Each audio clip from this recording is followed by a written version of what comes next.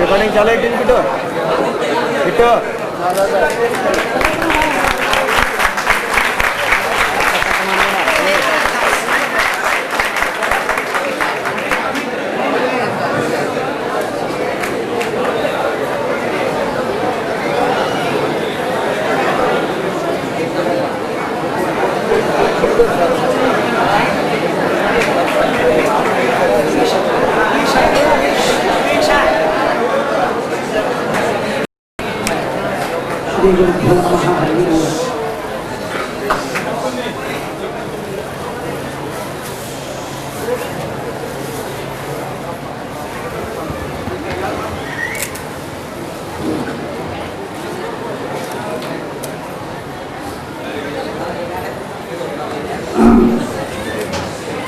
ನಿನ್ನೆ ಹೇಳಿದಂತೆ ಮಹಾಸ್ವಾಮಿಗಳವರ ಆಜ್ಞೆಯ ಪ್ರಕಾರ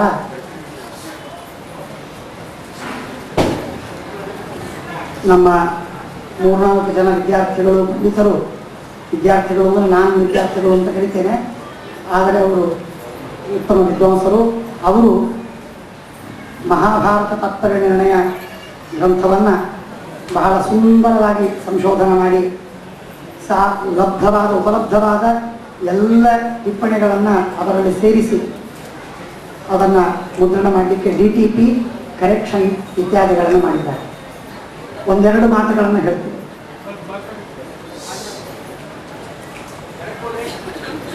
ಪಂಡಿತ ರಾಮಕೃಷ್ಣಾಚಾರ್ಯ ರೊಟ್ಟಿ ಮತ್ತು ಪಂಡಿತ ರಾಘವೇಂದ್ರಾಚಾರ್ಯ ಜಯಮಂಗಲ ಇವರಿಬ್ಬರು ಶ್ರೀಮದ್ ತಾತ್ಪರ್ಯ ನಿರ್ಣಯದ ಪ್ರಾರಂಭ ಅಂತ ಅನ್ನೋದಕ್ಕಿಂತಲೂ ಬಹುಭಾಗದ DTP ಮಾಡಿ, ಬಹಳ ಭಾಗದ DTP ಮಾಡಿ ಅದರಲ್ಲಿ ಶ್ರೀಧರಾಚಾರ್ಯರು, ರಘುತ್ತಮಾಚಾರ್ಯರು, ಮುಕುಂದಾಚಾರ್ಯ ಇವರೆಲ್ಲರೂ ಸಹಕಾರವನ್ನು ಮಾಡಿದ್ದಾರೆ. ಇನ್ನು ಅನೇಕರು, ಪದ್ಮನಾಭಾಚಾರ್ಯ ಇತ್ಯಾದಿ. ಅದಾದ ಮೇಲೆ ಅದು ಎಷ್ಟೋ ಮಧ್ಯದಲ್ಲಿ ಕಾಲ ವಿಳಂಬವಾಯಿತು, ಸ್ವಲ್ಪ ತಡವಾಯಿತು. ರಾಮಕೃಷ್ಣಾಚಾರ್ಯರಿಗೆ ಇಲ್ಲಿ ಪಾಠ ಹೇಳುವ ಜವಾಬ್ದಾರಿ, ವಿದ್ಯಾರ್ಥಿಗಳಿಗೆ ವಿದ್ಯಾಪೀಠದಲ್ಲಿ ಪಾಠ ಹೇಳುವ ಜವಾಬ್ದಾರಿ ಪ್ರಾರಂಭವಾದದ್ದರಿಂದ ಇದಕ್ಕೆ ಹೆಚ್ಚು ಹೊತ್ತು ಅವಕಾಶ ಕೊಡಲಿಕ್ಕೆ ಆಗಲಿಲ್ಲ.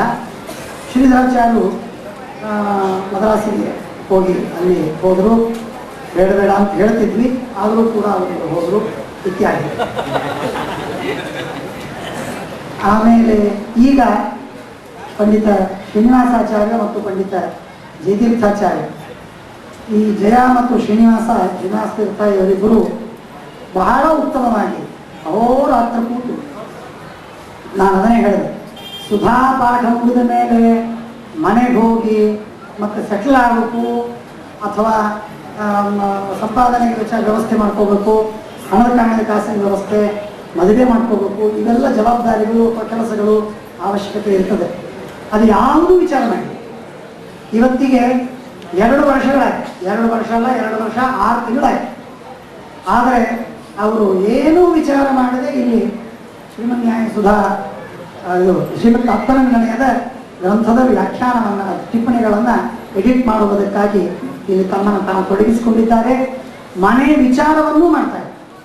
ಇಷ್ಟರ ಮಟ್ಟಿಗೆ ಅವರ ತ್ಯಾಗವಿದೆ. ಆದ್ದರಿಂದ ನನಗಂತೂ ಬಹಳ ಆಶ್ಚರ್ಯ, ಸಂತೋಷ ಆಗಿ ದೇವರಿಗೆ ನಾನು ಪ್ರಾರ್ಥನೆ ಮಾಡ್ತಿರ್ತೀನಿ, ದೇವರು ಅವರಿಗೆ ಒಳ್ಳೆಯದು ಮಾಡಲಿ ಅಂತ. ಅದರಲ್ಲಿ ವಿದ್ವಾಂಸರು ಬಲಬದಪಿ ಶಿಕ್ಷಿತಾನ ಆತ್ಮನ್ಯ ಅಪ್ರತ್ಯಯಂ ಚೇತಃ ಅಂತ ಹೇಳಿದಂತೆ ವಿದ್ವಾಂಸರು ನೋಡಿ ಅದನ್ನು ಮೆಚ್ಚಿಕೊಂಡ ಮೇಲೆ ನಿಜವಾಗಿ ಪೂರ್ಣ.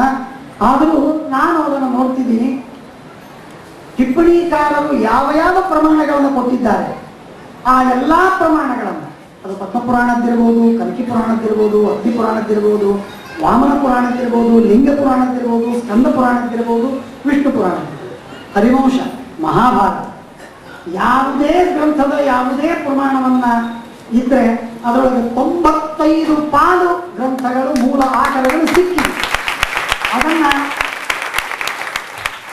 ವಿದ್ಯಾರ್ಥಿಗಳು ಅವರಿಬ್ಬರು ಕೂಡಿ ಸೇರಿ ನಮ್ಮ ವಿದ್ಯಾಪೀಠದ ಗ್ರಂಥಾಲಯದಲ್ಲಿರತಕ್ಕಂತಹ ಆ ಪುಸ್ತಕಗಳನ್ನು ತೆಗೆದು ನೋಡಿ, ಆ ಪ್ರಸಂಗವನ್ನು ಹುಡುಕಿ ನೋಡಿ, ಆ ಒಂದು ವಾಕ್ಯ, ಅರ್ಧ ವಾಕ್ಯ, ದೀರ್ಘ ವಾಕ್ಯ ಶ್ಲೋಕಗಳನ್ನು ಉದ್ಧರಣ ಮಾಡಿ ಇಂಥಲ್ಲಿದೆ ಅಂತನ್ನುವುದಾಗಿ ಅವರಿಗೆ ಬರೆಯುವುದು ಸಾಧ್ಯವಾಯಿತು. ಇದು ಆಚಾರ್ಯರ ಅನುಗ್ರಹ, ಮಹಾಸ್ವಾಮಿಗಳವರ ಅನುಗ್ರಹ, ಇದು ಶ್ರೀಮದಾಚಾರ್ಯರ ಇಚ್ಛೆ, ಅದರ ಪ್ರಕಾರ ಆಗಿದೆ.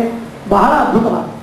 ಯಾಕೆ ಅಂದರೆ ಶ್ರೀಮದಾಚಾರ್ಯರು ಹೇಳಿದ ತಾತ್ಪರ್ಯ ನಿರ್ಣಯದ ಒಂದೊಂದು ಮಾತು ಕೂಡ ಪುರಾಣ ಪ್ರಮಾಣಗಳ ಆಧಾರದಿಂದ ಅತ್ಯಂತ ಪ್ರಾಮಾಣಿಕ ಅಂತ ಸಮರ್ಥನೆಯಾಗಿದೆ ಟಿಪ್ಪಣಿಗಳಲ್ಲಿ. ಆ ಪುರಾಣ ಪ್ರಮಾಣಗಳು ಸಿಕ್ಕರೆ ಮಹಾಲಾಭ, ಅದ್ಭುತವಾದ ಲಾಭ, ಬಹಳ ಅದ್ಭುತವಾದ ಲಾಭ. ಅಂಥ ಲಾಭದ ಒಂದು ಮಹತ್ತರವಾದ ಸೇವೆ, ಆ ಕಾರ್ಯವನ್ನು ಅವರು ಮಾಡಿದ್ದಾರೆ. ಒಬ್ಬೊಬ್ಬ ಟಿಪ್ಪಣಿಕಾರರ ವಿಷಯದಲ್ಲಿ ಹೇಳುವ ಯೋಗ್ಯತೆ ಇಲ್ಲ ಅಂತ ಅನ್ನೋದಕ್ಕಾಗಿ ನಾನು ಅದನ್ನು ಬಿಟ್ಟಿದ್ದೀನಿ. ವಿದ್ಯಾರ್ಥಿಗಳ ಬಗ್ಗೆ ಹೇಳ್ತಾ ಇದ್ದೀನಿ. ಟಿಪ್ಪಣಿ ಅಂತೂ ಅತ್ಯಂತ ಅಮೂಲ್ಯವಾಗಿರುವಂತಹ ಟಿಪ್ಪಣಿ. ಸಾಕ್ಷಾತ್ ಟೀಕಾಕೃತಾದರ ಶಿಷ್ಯರಾದ ವ್ಯಾಸತೀರ್ಥರು, ಅಂತರದಲ್ಲಿ ವಾದಿರಾಜ ಸ್ವಾಮಿಗಳು ದಿವ್ಯವಾದ ಟಿಪ್ಪಣಿಯನ್ನು ರಚನೆ ಮಾಡಿದ್ದಾರೆ. ಜನಾರ್ದನ ಭಟ್ಟರು, ಮಧುಸೂದನ ಭಿಕ್ಷುಗಳು, ಹೀಗೆ ಅನೇಕ ಜ್ಞಾನಿಗಳು ಅದಕ್ಕೆ ವ್ಯಾಖ್ಯಾನವನ್ನು ಮಾಡಿ ನಮಗೆ ಅನುಗ್ರಹವನ್ನು ಮಾಡಿದ್ದಾರೆ. ಆ ಗ್ರಂಥದ ಬಿಡುಗಡೆ ಈಗ ಕರಡು ಪ್ರತಿ 3 ಪ್ರತಿಗಳನ್ನು ಮಾಡಿ ಅದರ ಬಿಡುಗಡೆಯನ್ನು ಇಲ್ಲಿ ಮಾಡಲಾಗ್ತಾ ಇದೆ. ಮಹಾಸ್ವಾಮಿಗಳ ಅಮೃತ ಹಸ್ತದಿಂದ ಮಾಡಬೇಕು, ಅನುಗ್ರಹಿಸಬೇಕು ಅಂತ ಪ್ರಾರ್ಥನೆ ಮಾಡ್ತಾ ಇದ್ದೀನಿ.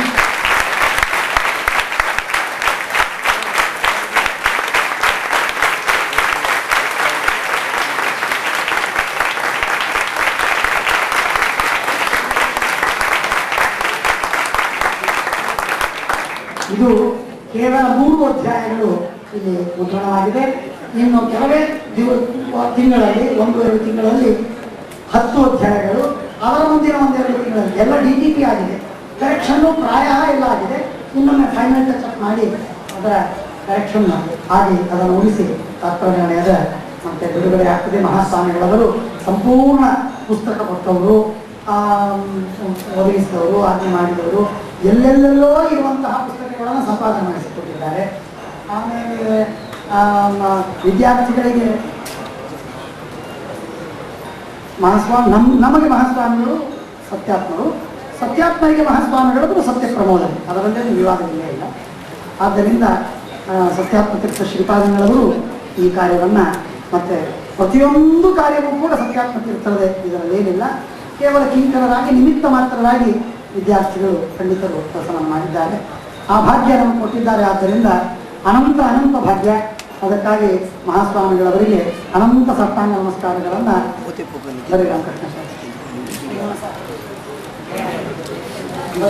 ಸಮರ್ಪಣೆ ಮಾಡಿ ನಮಸ್ಕಾರ ಮಾಡಿ ಆಶೀರ್ವಾದವನ್ನು ಪಡೆಯಿರಿ.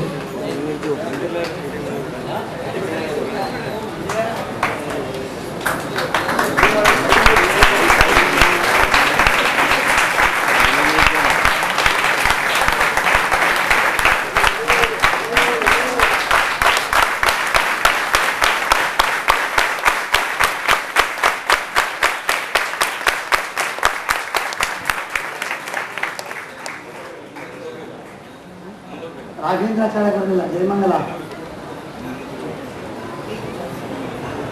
ಜಯಮಂಗಲ ರಾಘವೇಂದ್ರಾಚಾರ್ಯ ಎಲ್ಲಿದ್ದರಿಂದ ಬರಬೇಕು.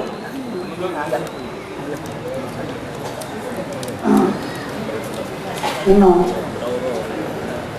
ಶ್ರೀಮನ್ಯಾಯ ಸುಧಾ ಗ್ರಂಥದ ಬಗ್ಗೆ ಒಂದೆರಡು ಮಾತುಗಳು.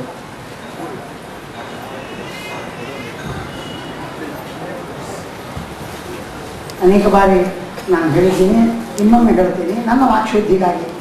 ಟೀಕಾಕೃತಾದರ ಸುಧಾ ಗ್ರಂಥದ ವರ್ಣನೆ ಮಾಡಿ ಏನಾಗಬೇಕಾಗಿಲ್ಲ, ನಮ್ಮ ಉದ್ಧಾರ ಆಗಬೇಕು. ಶ್ರೀಮನ್ಯಾಯ ಸುಧಾ ಗ್ರಂಥದ ವಿಷಯದಲ್ಲಿ ಇದು ವಿದ್ವಾಂಸರಿಗೆ ಸಂಬಂಧಪಟ್ಟ ಮಾತಲ್ಲ, ಲೌಕಿಕರಿಗೆ ಈ ಮಾತನ್ನು ನಾನು ಅವರನ್ನು ಸಂಬೋಧನೆ ಮಾಡಿ ಹೇಳ್ತಾ ಇದ್ದದ್ದು. ಜನ ಎಲ್ಲ ನಮ್ಮ ಮಧ್ವ ಸಿದ್ಧಾಂತ, ಮಾಧ್ವರ ಪರಂಪರೆ ಅಂತಂದರೆ ನಾನು ಅನೇಕ ಸಲ ಇದನ್ನು ಮಾತನ್ನು ಹೇಳ್ತಾ ಇದ್ದೀನಿ.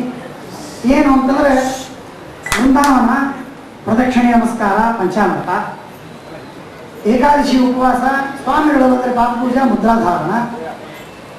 ಇನ್ನೊಂದು ಸ್ವಲ್ಪ ಎತ್ತರ ಸ್ಥಳಕ್ಕೆ ಹೋದರೆ ಶ್ರಾದ್ದ ಪಕ್ಷಾದಿಗಳು, ಸೇವಾ ಸೂತ್ರಗಳು. ಇನ್ನೂ ಮೇಲಕ್ಕೆ ಹೋಗೋದು ಅಂತಂದರೆ ದೇವರ ಪೂಜಾ, ಸಂಧ್ಯಾವಂದನ. ಅಪ್ಪಪ್ಪ ಅಂತ ಆಗಿಬಿಟ್ರೆ ಭಾಗವತ ಶ್ರವಣ, ಪುರಾಣಗಳ ಶ್ರವಣ, ಕಥಾ ಶ್ರವಣಗಳನ್ನು ಮಾಡಿ ಕೃತಾರ್ಥರಾದಿವಿ ಅಂತ ತಿಳ್ಕೊಳ್ಳೋದು. ಇದು ಒಟ್ಟಾರೆ ಮಧ್ವ ಸಿದ್ಧಾಂತ. ಮಧ್ವ ಸಿದ್ಧಾಂತದಲ್ಲಿ ಇಷ್ಟೇ ಹೇಳಿದ್ದಾರೆ. ಬಹಳ ದುರ್ದೈವ, ಅತ್ಯಂತ ದುರ್ದೈವ ಅಂದ್ರೆ ಅತ್ಯಂತ ದುರ್ದೈವ. ಮೇರು ಪರ್ವತವನ್ನು ಹೋಗಿ ಕಾಲಲ್ಲಿರುವಂತಹ ಮಣ್ಣು ತಗೊಂಡು ಬಂದು ನಾವು ಇದು ಮೇರು ಪರ್ವತದ್ದು ಮಣ್ಣಿದು ಅಂತ ಹೇಳಿದರೆ ಮೇರು ಪರ್ವತ ಎಲ್ಲ ಹಾಗೆ ಇದೆ ಅಂತ ತಿಳ್ಕೊಂಡ್ರೆ ಏನಾಗುತ್ತೆ? ಆ ಅವಸ್ಥೆ ಇದೆ. ಶ್ರೀಮದಾಚಾರ್ಯರ ಸಿದ್ಧಾಂತವನ್ನು ನಾನು definitely I am addressing, I know I am addressing only mainly to the intelligentsia, intellectuals. They have to come forward. They must understand Madhva. The value, the worth, the greatness, magnanimity of Madhva. It is most unfortunate part that Madhva philosophy is considered just a religious sect without any thinking background. ಇಷ್ಟು ದುಃಖ ಆಗ್ತದೆ ಅಂದರೆ ಶ್ರೀಮನ್ಯಾಯ ಸುಧಾದೊಳಗೆ ಮಹಾ ವಿದ್ವತ್ತಲ್ಲಜರಿಗೆ ಅರ್ಥವಾಗದೇ ಇದ್ದ ಒಂದು 100 ಭಾಗಗಳಿವೆ. ಇಷ್ಟು ಕಠಿಣವಾದ ಗಂಭೀರವಾದ ಆಳವಾದ ವಿಚಾರವನ್ನ ಮಹಾ ವಿದ್ವಾಂಸರು ತಿಳಿದುಕೊಳ್ಳಿಕ್ಕೆ ಸಾಧ್ಯವಿಲ್ಲ. ಅಂತಹದ್ದು ಮಧ್ವ ಸಿದ್ಧಾಂತ ಅಂದ್ರೆ ಏನು ಅಂತಂದ್ರೆ ಇಷ್ಟೇ ಒಂದು ಶಾಬಿ, ಒಂದು ರಿಲಿಜಿಯಸ್ ಸೆಕ್ಟು, ಡಿಸಾರ್ಗನೈಸ್ಡ್, ಈಗೇನೋ ಒಂದು ನಾಕಾರ ವೃಂದಾವನಗಳು ಬಂದು ಅಲ್ಲಲ್ಲಿ ಪ್ರಚಾರ ಆಗ್ತಾ ಇದೆ ಅಂತ ಹೇಳಿ ಇಷ್ಟನ್ನು ತಿಳ್ಕೊಂಡ್ರೆ ಮ್ಯಾನ್ ಇಸ್ ಪಿಟಿಯಬಲ್ ಅಂತ ಮನುಷ್ಯ.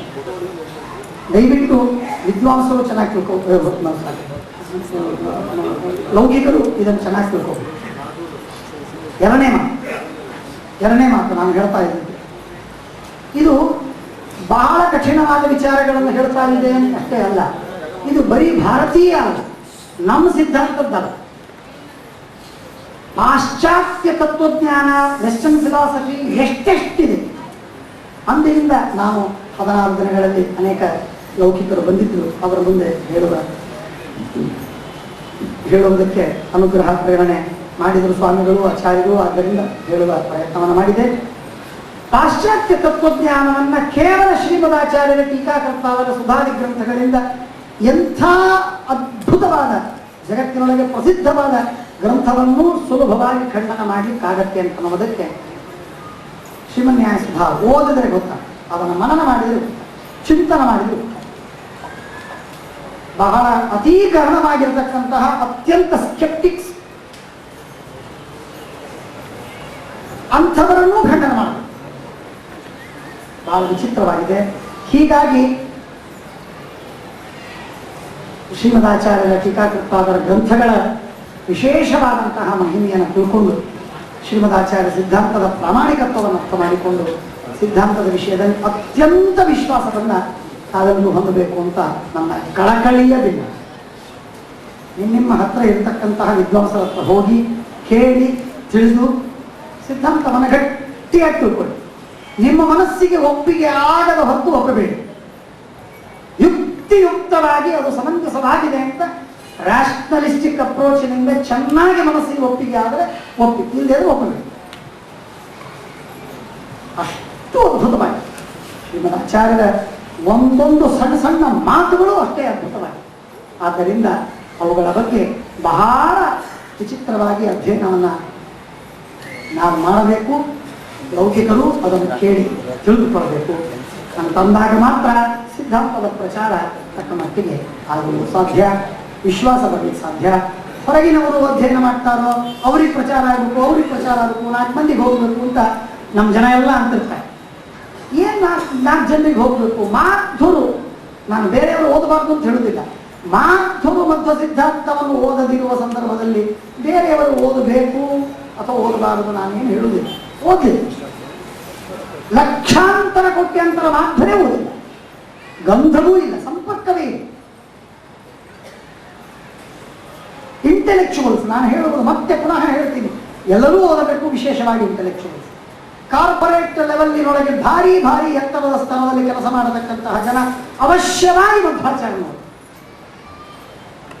ಕಮ್ಮಿ ಇರಬಹುದು. ಮಾಧ್ವರ ಇಂಗ್ಲಿಷಿನಲ್ಲಿ ಅಥವಾ ಹಿಂದಿ, ಮರಾಠಿ, ಬೇರೆ ಭಾಷೆಗಳಲ್ಲಿ ಅದರ ವ್ಯಾಖ್ಯಾನ, ಅನುವಾದ ಇತ್ಯಾದಿಗಳು ಗ್ರಂಥಗಳು ಕಮ್ಮಿ ಇರಬಹುದು. ಹೇಳುವುದಕ್ಕೆ ವಿದ್ವಾಂಸರಲ್ಲಿ ಕಮ್ಮಿ ಇಲ್ಲ, ಅಸಮರ್ಥರಿಲ್ಲ, ಬೇಕಾದಷ್ಟು ಜನ ಇದ್ದಾರೆ, ಸ್ವಾಮಿಗಳಿದ್ದಾರೆ. ಆದ್ದರಿಂದ ದಯವಿಟ್ಟು ಅದನ್ನು ಅಧ್ಯಯನ ಮಾಡಬೇಕು. ಇದು ನನ್ನ ಕಳಕಳಿಯ ಅತ್ಯಂತ ಆಗ್ರಹದ ವಿಜ್ಞಾಪನೆ. ಈ ಸಂದರ್ಭದಲ್ಲಿ ನಾನು ಮಾಡ್ತಾ ಇದ್ದೀನಿ. ಶ್ರೀಮದ್ ಆಚಾರ್ಯರ ಟೀಕಾಕೃತ್ಪಾದರ ಗ್ರಂಥ ಅದು ಆಕಾಶದಷ್ಟು ವಿಸ್ತಾರ, ಸಮುದ್ರ ಅಲ್ಲ, ಆಕಾಶದಷ್ಟು ಶ್ರೀಮದಾಚಾರ್ಯರ ಗ್ರಂಥ ವಿಸ್ತಾರವಾಗಿದೆ. ಅದ್ಭುತವಾಗಿರುವಂತಹ ಸಾಗರೋಪಮ ಶ್ರೀಮನ್ಯಾಯ ಸುಧಾ ಗ್ರಂಥ. ಅದನ್ನು ವರ್ಣನೆ ಮಾಡಲಿಕ್ಕೆ ನಮಗೆ ಯೋಗ್ಯತೆ ಇಲ್ಲವೇ ಇಲ್ಲ. ಅಂತಹ ಗ್ರಂಥವನ್ನು ಪಾಠ ಹೇಳ್ತೀವಿ ಅಂತಂದರೆ ಅದು ವಿದ್ವಾಂಸರು ಮಹಾಸ್ವಾಮಿಗಳು ನಗುತ್ತಾರೆ, ಟೀಕಾಕೃತ್ಪಾದರು ಹಾಸ್ಯ ಮಾಡ್ತಾರೆ. ಏನು ನೀನು ಪಾಠ ಹೇಳ್ತಾನೆ, ಪಾಠ ಹೇಳಲಿಕ್ಕೆ ಯೋಗ್ಯತೆ ಇಲ್ಲ. ಸುಮ್ಮನೆ ನಮಗೆ ತಿಳಿದ ಒಂದೆರಡು ಅಕ್ಷರವನ್ನು ವಿದ್ಯಾರ್ಥಿಗಳಿಗೆ ತಿಳಿಸುವುದಷ್ಟೇ ಹೊರತು ಹೆಚ್ಚಿನೇನೂ ಅದರಲ್ಲಿಲ್ಲ. ನಾಹಂ ಕರ್ತ ಹರಿಕರ್ತ ಅದಂತೂ ಸರ್ವದಾ ಸರ್ವದಾ ಸರ್ವದಾ ಅಖಂಡ ಸತ್ಯವಾದಂತಹ ಮಾತು. ದೇವರ ಗುರುಗಳ ಕೃಪೆಯಿಂದ ಹೇಳಿದಂತಹ ಒಂದೆರಡು ಮಾತಿನ ಈ ಪ್ರವಚನವೋ ಪಾಠವೋ ವ್ಯಾಖ್ಯಾನವೋ ಉಪದೇಶವೋ ಅದನ್ನು ಮಹಾಸ್ವಾಮಿಗಳವರ ಚರಣಾರವಿಂದಗಳಲ್ಲಿ ಸಮರ್ಪಣೆ ಮಾಡ್ತಾ ಇದ್ದೀನಿ.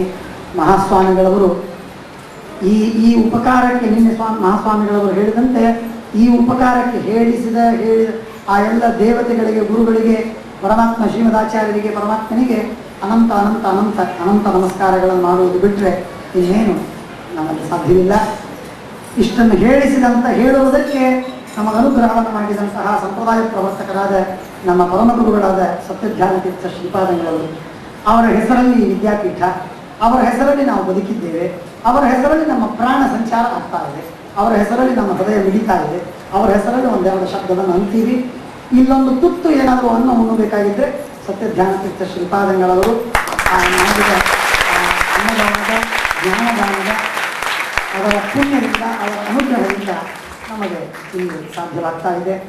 200 ಜನ ವಿದ್ಯಾರ್ಥಿಗಳು ಇಲ್ಲಿ ಮುಂಬೈ ಮಹಾನಾಗರಿಕರು ವಿದ್ಯಾಪೀಠದ ಸಂರಕ್ಷಕರು, ಅನ್ನದಾತಗಳು. ಇಲ್ಲಿಯ ವಿದ್ಯಾರ್ಥಿಗಳಿಗೆ ಪೋಷಣೆ ಮಾಡುವವರು ಮುಂಬೈ ಇಡೀ ಮಾಧ್ಯ ಸಮಾಜ, ತಥಾಪಿ ವಿಶೇಷವಾಗಿ ಮುಂಬಯಿಯ ಸಮಾಜ. ಮುಂಬಯಿಯ ಮಾಧ್ವರು ಮಾತ್ರವಲ್ಲ, ಮಾಧ್ವೇತರರೂ ಕೂಡ, ಬ್ರಾಹ್ಮಣೇತರರೂ ಕೂಡ ಅತ್ಯಂತ ವಿಶ್ವಾಸದಿಂದ ಇದರ ಬಗ್ಗೆ ಅಭಿಮಾನವನ್ನು ತಾಳಿದ್ದಾರೆ, ಇದಕ್ಕೆ ಪೋಷಣವನ್ನು ಮಾಡ್ತಾ ಇದ್ದಾರೆ. ಅವರೆಲ್ಲರಿಗೂ ಹೃತ್ಪೂರ್ವಕವಾದಂತಹ ಅಭಿನಂದನೆಗಳನ್ನು, ಕೃತಜ್ಞತೆಗಳನ್ನು ಸಲ್ಲಿಸ್ತಾ ಅವರೆಲ್ಲರಿಗೂ ಅವರ ಅಂತರ್ಯಾಮಿಯಾದ ಪರಮಾತ್ಮನಿಗೆ ನಾನು ನಮಸ್ಕಾರ ಮಾಡ್ತೀನಿ. ನಿಮಗೆಲ್ಲ ನಾನು ಹೇಳುವುದಿಷ್ಟೇ, ವಿದ್ಯಾಪೀಠ ಆಚಾರ್ಯರ ಪರಮಾನುಗ್ರಹದಿಂದ ಕಿಂಚಿತ್ ಕಾರ್ಯವನ್ನು ಯಥಾಯೋಗ್ಯವಾಗಿ ಮಾಡಬೇಕಾದದ್ದು. ಸ್ಕೈ ಇಸ್ ದ ಲಿಮಿಟ್, ಆಕಾಶವೇ ಅದಕ್ಕೆ ಅಂತ ಮಾಡುವ ಕೆಲಸ ಅಷ್ಟಿದೆ. ಆದರೆ ಅದರಲ್ಲಿರುವ ಅತ್ಯಂತ ಅಲ್ಪ ತೃಣಮಾತ್ರದ ಕೆಲಸ ಆಗ್ತಾ ಇದೆ. ಇಷ್ಟನ್ನು ನೋಡಿ ನೀವೆಲ್ಲ ಮೆಚ್ಚಿ ಅನುಗ್ರಹವನ್ನು ಮಾಡಿರಿ, ಆಶೀರ್ವಾದವನ್ನು ಮಾಡಿರಿ, ಪೋಷಣವನ್ನು ಮಾಡ್ತಾ ಇದ್ದೀರಿ. ಆದ್ದರಿಂದ ತಮ್ಮೆಲ್ಲರಿಗೂ ಪುನಃ ಮಹಾಸ್ವಾಮಿಗಳವರ ಸಮಕ್ಷಮದಲ್ಲಿ ನಾನು ನಿಮಗೆ ಭರವಸೆಯನ್ನು ಕೊಡ್ತೇನೆ. ದೇವರು ಗುರುಗಳು ಶಕ್ತಿ ಕೊಟ್ಟರೆ, ದೇವರು ಗುರುಗಳು ಪ್ರೇರಣೆ ಮಾಡಿದರೆ, ದೇವರು ಗುರುಗಳು ನಮ್ಮಿಂದ ಮಾಡಿಸಿದರೆ, ಬರೀ ಪ್ರೇರಣೆಯಲ್ಲ, ಸ್ವತಃ ನಿಂತು ತಾನು ಮಾಡಿಸಿದರೆ ಈ ಕಾರ್ಯ ಮುಂದುವರಿತದೆ.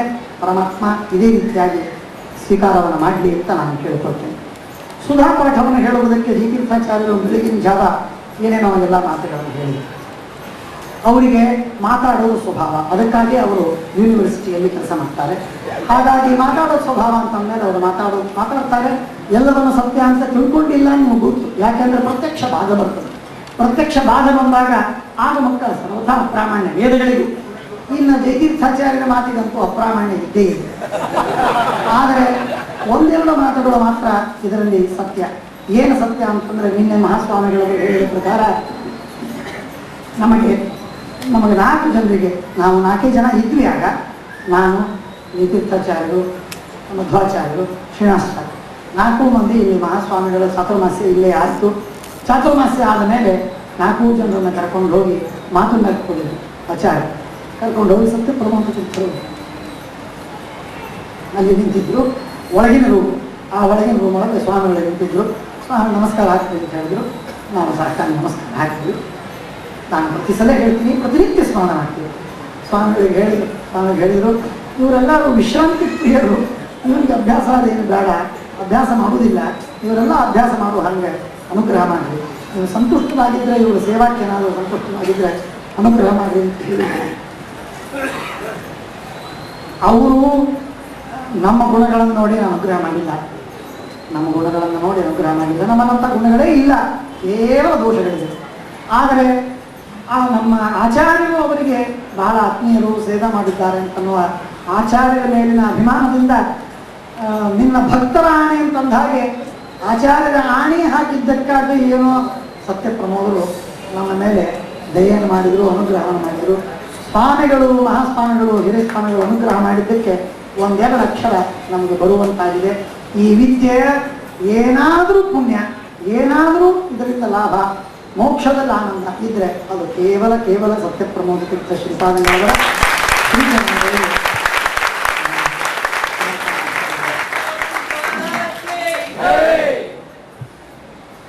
ಇನ್ನು ಸತ್ಯಾತ್ಮ ತೀರ್ಥ ಶ್ರೀಪಾದಂಗಳವರ ವಿಷಯದಲ್ಲಿ ನಾನೇನು ಬಹಳ ಹೇಳಬೇಡ ಅಂತ ನಿನ್ನೆ ಆಜ್ಞೆ ಮಾಡಿಬಿಟ್ಟಾರೆ. ನಾನು ಯಾವಾಗಲೂ ಅವರ ಆಜ್ಞಾಧಾರಕ, ಎಂದೆಂದಿಗೂ ನಾನು ಅವರ ಆಜ್ಞೆಯನ್ನು ಮೀರಿಲ್ಲ. ಆದ್ದರಿಂದ ಎರಡು ಆಜ್ಞೆಗಳನ್ನು ಅವರು ಮಾಡಿದ್ದಾರೆ. ಒಂದು ಆಜ್ಞೆ ಅಂದರೆ ಗುರುಸ್ಮೃತಿ ಸದಾ ಕರ್ತವ್ಯ ಅಂತ ಒಂದು ಹೇಳಿದ್ದಾರೆ. ಗುರುಸ್ಮೃತಿ ಸದಾ ಸೇಯ. ಆದ್ದರಿಂದ ಅದು ಒಂದು. ಆತ್ಮಸ್ತುತಿ ಮಾಡಿಕೊಳ್ಳಬೇಡ, ಆತ್ಮಸ್ತುತಿ ಶ್ರವಣ ಮಾಡಬೇಡ ಅಂತ ಹೇಳಿದ್ದಾರೆ. ಅದು ಎಲ್ಲ ತರ್ಕವನ್ನು ಮಾಡಿ ಕೊನೆಗೆ ಪರಿವಸಾನ ಮಾಡಿದ್ದೇನು ಆತ್ಮಸ್ತುತಿ. ಯಾರ್ಯಾರು ತಿಳ್ಕೊಬೇಡ್ರಿ, ನೀವು ತಿಳ್ಕೊಬೇಡ್ರಿ, ನಾವು ತಿಳ್ಕೋಬಾರದು. ಕೇವಲ ಅವರು ಕರುಣಾಮಯರು.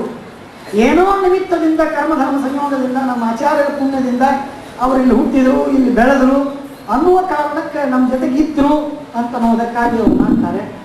ಆ ಕಾಲದಲ್ಲಾಗಲಿ ಅನಂತರದಲ್ಲಾಗಲಿ ಇನ್ನು ಮುಂದಾಗಲಿ ಮಾಡ್ತಾ ಇರುವ ಸಕಲ ಅಪರಾಧಗಳಿಗೆ ಸಖೇತಿ ಮತ್ವ ಪ್ರಥಮಂ ಯದುಕ್ತಂ ಹೇ ಕೃಷ್ಣ ಹೇ ಯಾದವ ಹೇ ಸಖೇತಿ ಅಜಾನತಾ ಮಹಿಮಾನಂ ತವೇದಂ ಮಯಾ ಪ್ರಮಾದ ಪ್ರಣಯೇನ ವಾಪಿ ಯಚ್ಚಾವ ಹಸರ್ಥಮಸಂಕೃತೋಸಿ ವಿಹಾರ ಶಯ್ಯಾಸನ ಭೋಜನೇಶು ಏಕೋತಮಪ್ರೇಕ್ಷತ ತತ್ಸಮಕ್ಷಂ ತತ್ಸಾಮಯಿಷ್ಠಾಂ ಅಹಮಪ್ರಮೇಯ.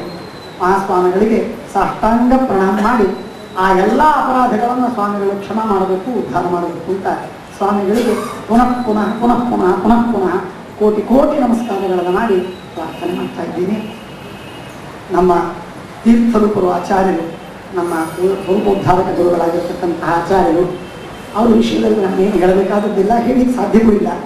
ಹೇಳದೇ ಇದ್ದರೆ ಮಹಾ ಪಾಪ ಬರ್ತದೆ ಅಂತ ಅನ್ನೋದಕ್ಕಾಗಿ ಆ ಪಾಪ ಸಾಧನೆ ಆಗಬಾರದು, ಪುಣ್ಯ ಸಾಧನೆ ಆಗಬೇಕು. ಅದಕ್ಕೆ ಅವರು ಸ್ಮರಣೆ ಮಾಡೋದು. ಮಹಾಸ್ವಾಮಿಗಳು ಜನ್ಮ ಕೊಟ್ಟರು, ವಿದ್ಯೆ ಕೊಟ್ಟರು, ಬುದ್ಧಿ ಕೊಟ್ಟರು, ತಿಳುವಳಿಕೆ ಕೊಟ್ಟರು. ಏನು ಪಡೆದಿದ್ದೇವೆ ಇದು ನಮ್ಮ ಸೌಭಾಗ್ಯ, ನಮ್ಮ ದುರ್ಭಾಗ್ಯ, ನಮ್ಮ ಕರ್ಮ, ನಮ್ಮ ಯೋಗ್ಯತೆ. ಕೊಟ್ಟದ್ದು ಮಾತ್ರ ಎಲ್ಲ ಆಗೋದು. ಏನೇನು ಶುಭ ಇದೆ ನಾನು ಪ್ರತಿನಿತ್ಯವೂ ನಾವು ನೆನೆಸ್ತೇನೆ. ಮೊನ್ನೆ ಹೇಳ್ತಾ ಇದ್ದೆ, ಇವತ್ತಿಷ್ಟು ಜನ ಬಂದಿದ್ದೀರಿ, ಇಷ್ಟೆಲ್ಲ ಜನ ರಾಮದೇವರ ದರ್ಶನ, ಸ್ವಾಮಿಗಳ ದರ್ಶನಕ್ಕಾಗಿ ಬಂದಿರಿ. ಯಾರು ನನಗಾಗಿ ಬಂದಿದ್ದೀರಿ ಅವರೆಲ್ಲರೂ ಕೂಡ ಆಚಾರ್ಯರ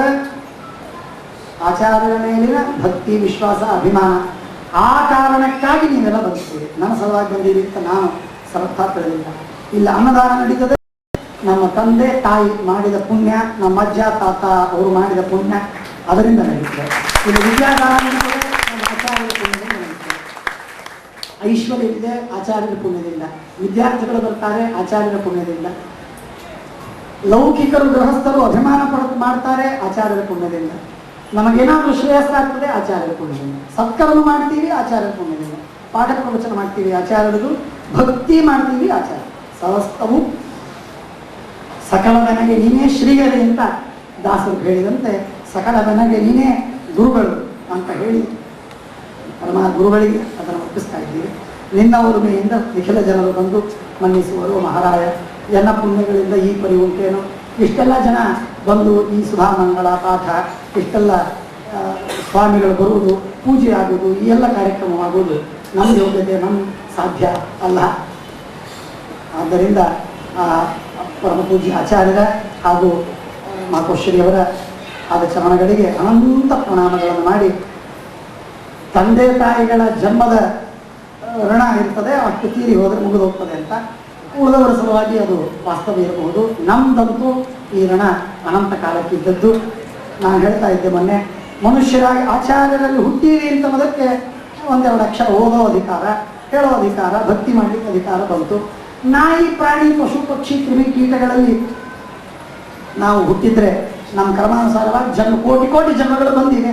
ಅಂತಹ ಜನ್ಮ ಬಂದಿದ್ರೆ ನಾವೇನು ಸಾಧನೆ ಮಾಡ್ತಿದ್ವಿ, ಏನು ಆಗ್ತಿದ್ವಿ. ಆದ್ದರಿಂದ ಸಮಸ್ತವೂ ದೇಹೇಂದ್ರಿಯ ಮನಃಪ್ರಾಣಗಳನ್ನು ಹಿಡ್ಕೊಂಡು ಸಮಸ್ತವು ಆಚಾರ್ಯರ ಅನುಗ್ರಹದಿಂದ ಬಂದಿದೆ ಅಂತ ಉತ್ತರೇಶಂ ಪ್ರಸಾದೇನ ವಿಚಾರ ಅನ್ಯಥಾವೇ ಅದನ್ನು ಅನುಸಂಧಾನ ಮಾಡ್ತಾ ಇದ್ದೀನಿ. ನಮ್ಮ ಬಂದಿರುವಂತಹ ವಿದ್ವಾಂಸರುಗಳು, ಅದರಲ್ಲಿ ವಿಶೇಷವಾಗಿ ಪೂಜ್ಯ ಕುಸುಮೋರಾಚಾರ್ಯರವರು, ಗುತ್ತಲಾಚಾರ್ಯರವರು, ಅವರಿಗೆ ಸಾಷ್ಟಾಂಗ ಪ್ರಣಾಮ ಮಾಡಿ ಅವರ ಸರಳ ಸ್ವಭಾವ ಅದನ್ನು ನಾವು ಸಾಕಷ್ಟು ದುರುಪಯೋಗ ಮಾಡ್ಕೊಳ್ತೀವಿ. ಬೇಕಾದಷ್ಟು ಸಲ ನಾವು ಅಪರಾಧಗಳನ್ನು ಮಾಡ್ತೀವಿ, ಆದರೂ ಅವರು ಅದನ್ನು ಕ್ಷಮ ಮಾಡ್ತಾರೆ. ಬಹಳ ದೊಡ್ಡ ಮನಸ್ಸು, ಅವರ ಪಾಂಡಿತ್ಯ ಏನು ಅಂತ ಅನ್ನೋದು ವಿದ್ವಾಂಸರಿಗೆಲ್ಲ ಗೊತ್ತು. ಹತ್ತಿರ ಹೋದರೆ ಗೊತ್ತಾಗ್ತದೆ, ದೂರ ಇದ್ದರೆ ಬಹಳ ಗಂಭೀರವಾಗಿರ್ತಾರೆ. ಹಾಗಾಗಿ ಅವರಿಗೆ ನಗೋದು ಬರುವುದಿಲ್ಲ ಅಂತ ಅನಿಸುವಾಗಿರ್ತದೆ ದೂರ ಇದ್ದವರಿಗೆ. ಹತ್ತಿರ ಇದ್ದವರಿಗೆ ಅವರು ಎಷ್ಟು ಸರಳ ಅಂದರೆ ನಾವು ನೀವು ಇರುವಷ್ಟಕ್ಕಿಂತಲೂ ಹೆಚ್ಚು ಸರಳವಾಗಿ ಇರ್ತಾರೆ. ಅಷ್ಟು ಸರಳವಾದ ಹೃದಯ, ಅಂಥ ಮಹಾಪಂಡಿತ. ತಂದೆ ಸ್ವಾಮಿಗಳು, ಮಗ ಸ್ವಾಮಿ,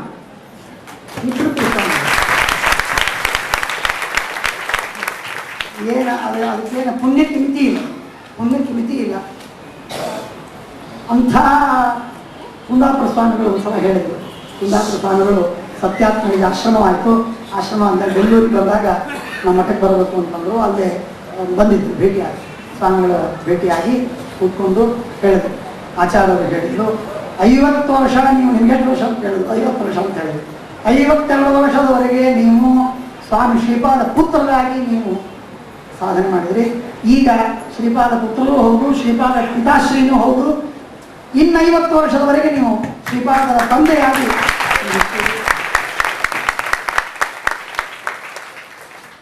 ಇಂಥದ್ದು ಅವರದು ಅವರ ಸೌಜನ್ಯ.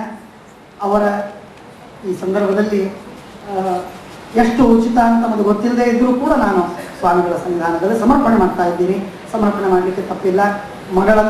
ಮಗನಿಗೆ ಸ್ವೀಕಾರ ಮಾಡಿ ನಮ್ಮ ಕುಲವನ್ನು ಭಾವನೆ ಮಾಡಿದ್ದಾರೆ. ಅದೊಂದು ದೊಡ್ಡ ಉದ್ಧಾರ, ಬಹಳ ದೊಡ್ಡದಾದಂತಹ ಅನುಗ್ರಹವನ್ನು ಮಾಡಿದ್ದಾರೆ.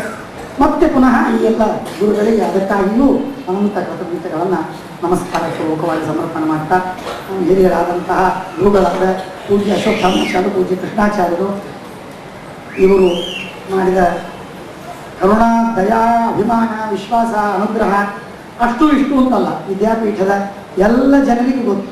ವಿದ್ಯಾಪೀಠಕ್ಕೂ ಅಥವಾ ವಿದ್ಯಾಪೀಠದ ಆಧಾರ ಸ್ತಂಭ ಅಂತಂದರೆ ಅದೇನೋ ಒಂದೆಲ್ಲೋ ಒಂದು ಕಡೆಗೆ ಇರ್ತದೆ ಅಂತ, ಹಾಗಲ್ಲ. ಸರ್ವಸ್ವ ಅಷ್ಟರ ಮಟ್ಟಿಗೆ ವಿದ್ಯಾಪೀಠದ ಪ್ರಾರಂಭದಿಂದ ಹಿಡಿದುಕೊಂಡು ಇಲ್ಲಿವರೆಗೆ ಅವರು ಮಾಡ್ತಾ ಬಂದಿದ್ದಾರೆ. ಈಗಲೂ ಅವರ ಸೇವೆ ಅಖಂಡವಾಗಿ ವಿದ್ಯಾಪೀಠದಲ್ಲಿ ಬೆಳಿಗ್ಗೆ ಸಾಯಂಕಾಲ ನಡೀತದೆ. ಸರ್ವದಾ ನಮಗೆ ಮಾರ್ಗದರ್ಶಕರಾಗಿರಲಿ. ಅವರ ಅತ್ಯಂತ ನಿಷ್ಕಲ್ಮಶ ಹೃದಯ, ಊಹಾತೀತವಾಗಿ ನಿಷ್ಕಲ್ಮಶವಾದ ಸಾತ್ವಿಕ ಸ್ವಭಾವ, ಅದು ನಿಜವಾಗಿ ನಮಗೆ ದೊಡ್ಡ ಬೆಳಕು, ದೊಡ್ಡ ಬೆನ್ನೆಲುಬು, ದೊಡ್ಡ ಆಶೀರ್ವಾದ, ರಕ್ಷಾ ಕವಚ ಆ ರೀತಿಯಾಗಿದೆ. ಅವರಿಗೆ ಸಾಷ್ಟಾಂಗ ಪ್ರಣಾಮ ಮಾಡಿ ಇದೇ ರೀತಿಯಾಗಿ ನಮಗೆ ಮಾರ್ಗದರ್ಶನವನ್ನು ಮಾಡ್ತಾ, ನಾವು ಶತಾಪರಾಧವಲ್ಲ ಸಹಸ್ರಾಪರಾಧವನ್ನು ಮಾಡಿದರೂ ಹೊಟ್ಟೆಯಲ್ಲಿ ಹಾಕೊಂಡು ನಮ್ಮನ್ನು ಅವರ ಅನುಗ್ರಹವನ್ನು ಮಾಡ್ತಾ ಇದ್ದಾರೆ. ಅವರ ಪುನಃ ಅವರ ಪಾದಗಳಿಗೆ ನಮಸ್ಕಾರ ಮಾಡ್ತೀನಿ.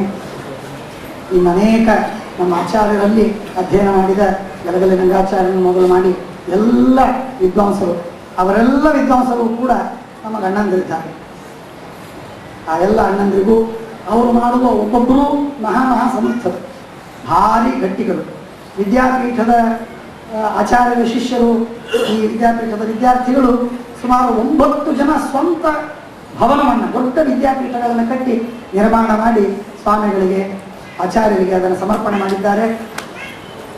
ದೇಶದ ಕ್ರಮದಿಂದ ಅಥವಾ ಕಾಲಕ್ರಮದಿಂದ ಹೇಳಬೇಕಾದರೆ ಮೊದಲನೇದ್ದು ವಿಜೇಂದ್ರಾಚಾರ್ಯ, ಎರಡನೇದ್ದು ಮಧ್ವಾಚಾರ್ಯ, ಮೂರನೇದ್ದು ಪ್ರದ್ಯುಮ್ನಾಚಾರ್ಯ, ಆಮೇಲೆ ವಸಂತಾಚಾರ್ಯ ಬರೋಡಾದಲ್ಲಿ, ಹುಬ್ಬಳ್ಳಿ ಪ್ರದ್ಯುಮ್ನಾಚಾರ್ಯ, ಪದ್ಮನಾಭಾಚಾರ್ಯ ಹೈದರಾಬಾದಿನಲ್ಲಿ, ಆಮೇಲೆ ಅನಂತಾಚಾರ್ಯ ಅಕಮಂಚಿ ಕಾಡಿನೊಳಗೆ ಮಣ್ಣೂರು ಕುಗ್ರಾಮ ಅಂತಲ್ಲಿ, ಶ್ರೀಧರಾಚಾರ್ಯ, ಆಮೇಲೆ ನಮ್ಮ ಶ್ರೀನಿವಾಸಾಚಾರ್ಯ ಈ ನಾಳೆನೇ 1 ವರ್ಷದ ಉತ್ಸವವನ್ನು ಮಾಡ್ತಾ ಇದ್ದಾರೆ.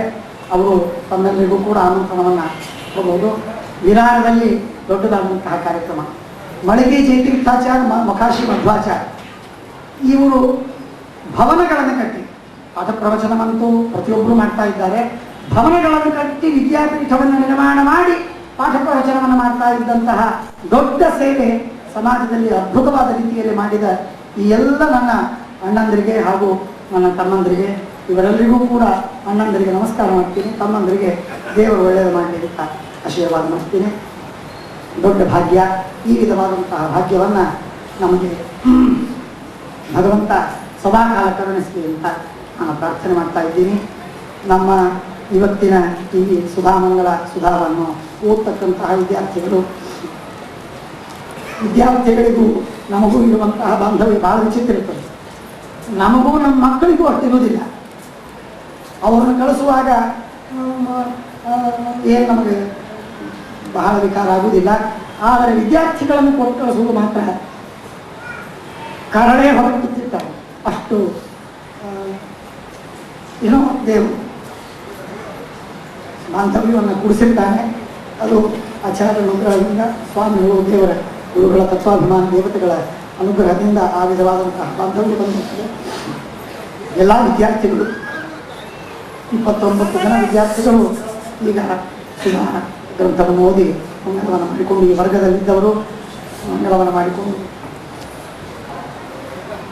ಹೋಗ್ತಾ ಇದ್ದಾರೆ.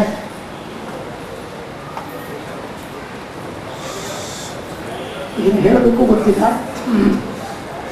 ಏನೇನಿದೆ ಇರುವಾಗ ಅನೇಕ ವಿಧವಾದ ಭಿನ್ನಾಭಿಪ್ರಾಯಗಳು ಇರುವುದೇ, ಎಲ್ಲರಲ್ಲಿದೆ. ಹಾಗೆ ಭಿನ್ನಾಭಿಪ್ರಾಯಗಳಿರ್ತವೆ. ಆ ಭಿನ್ನಾಭಿಪ್ರಾಯಗಳನ್ನೆಲ್ಲ ಮರೆತು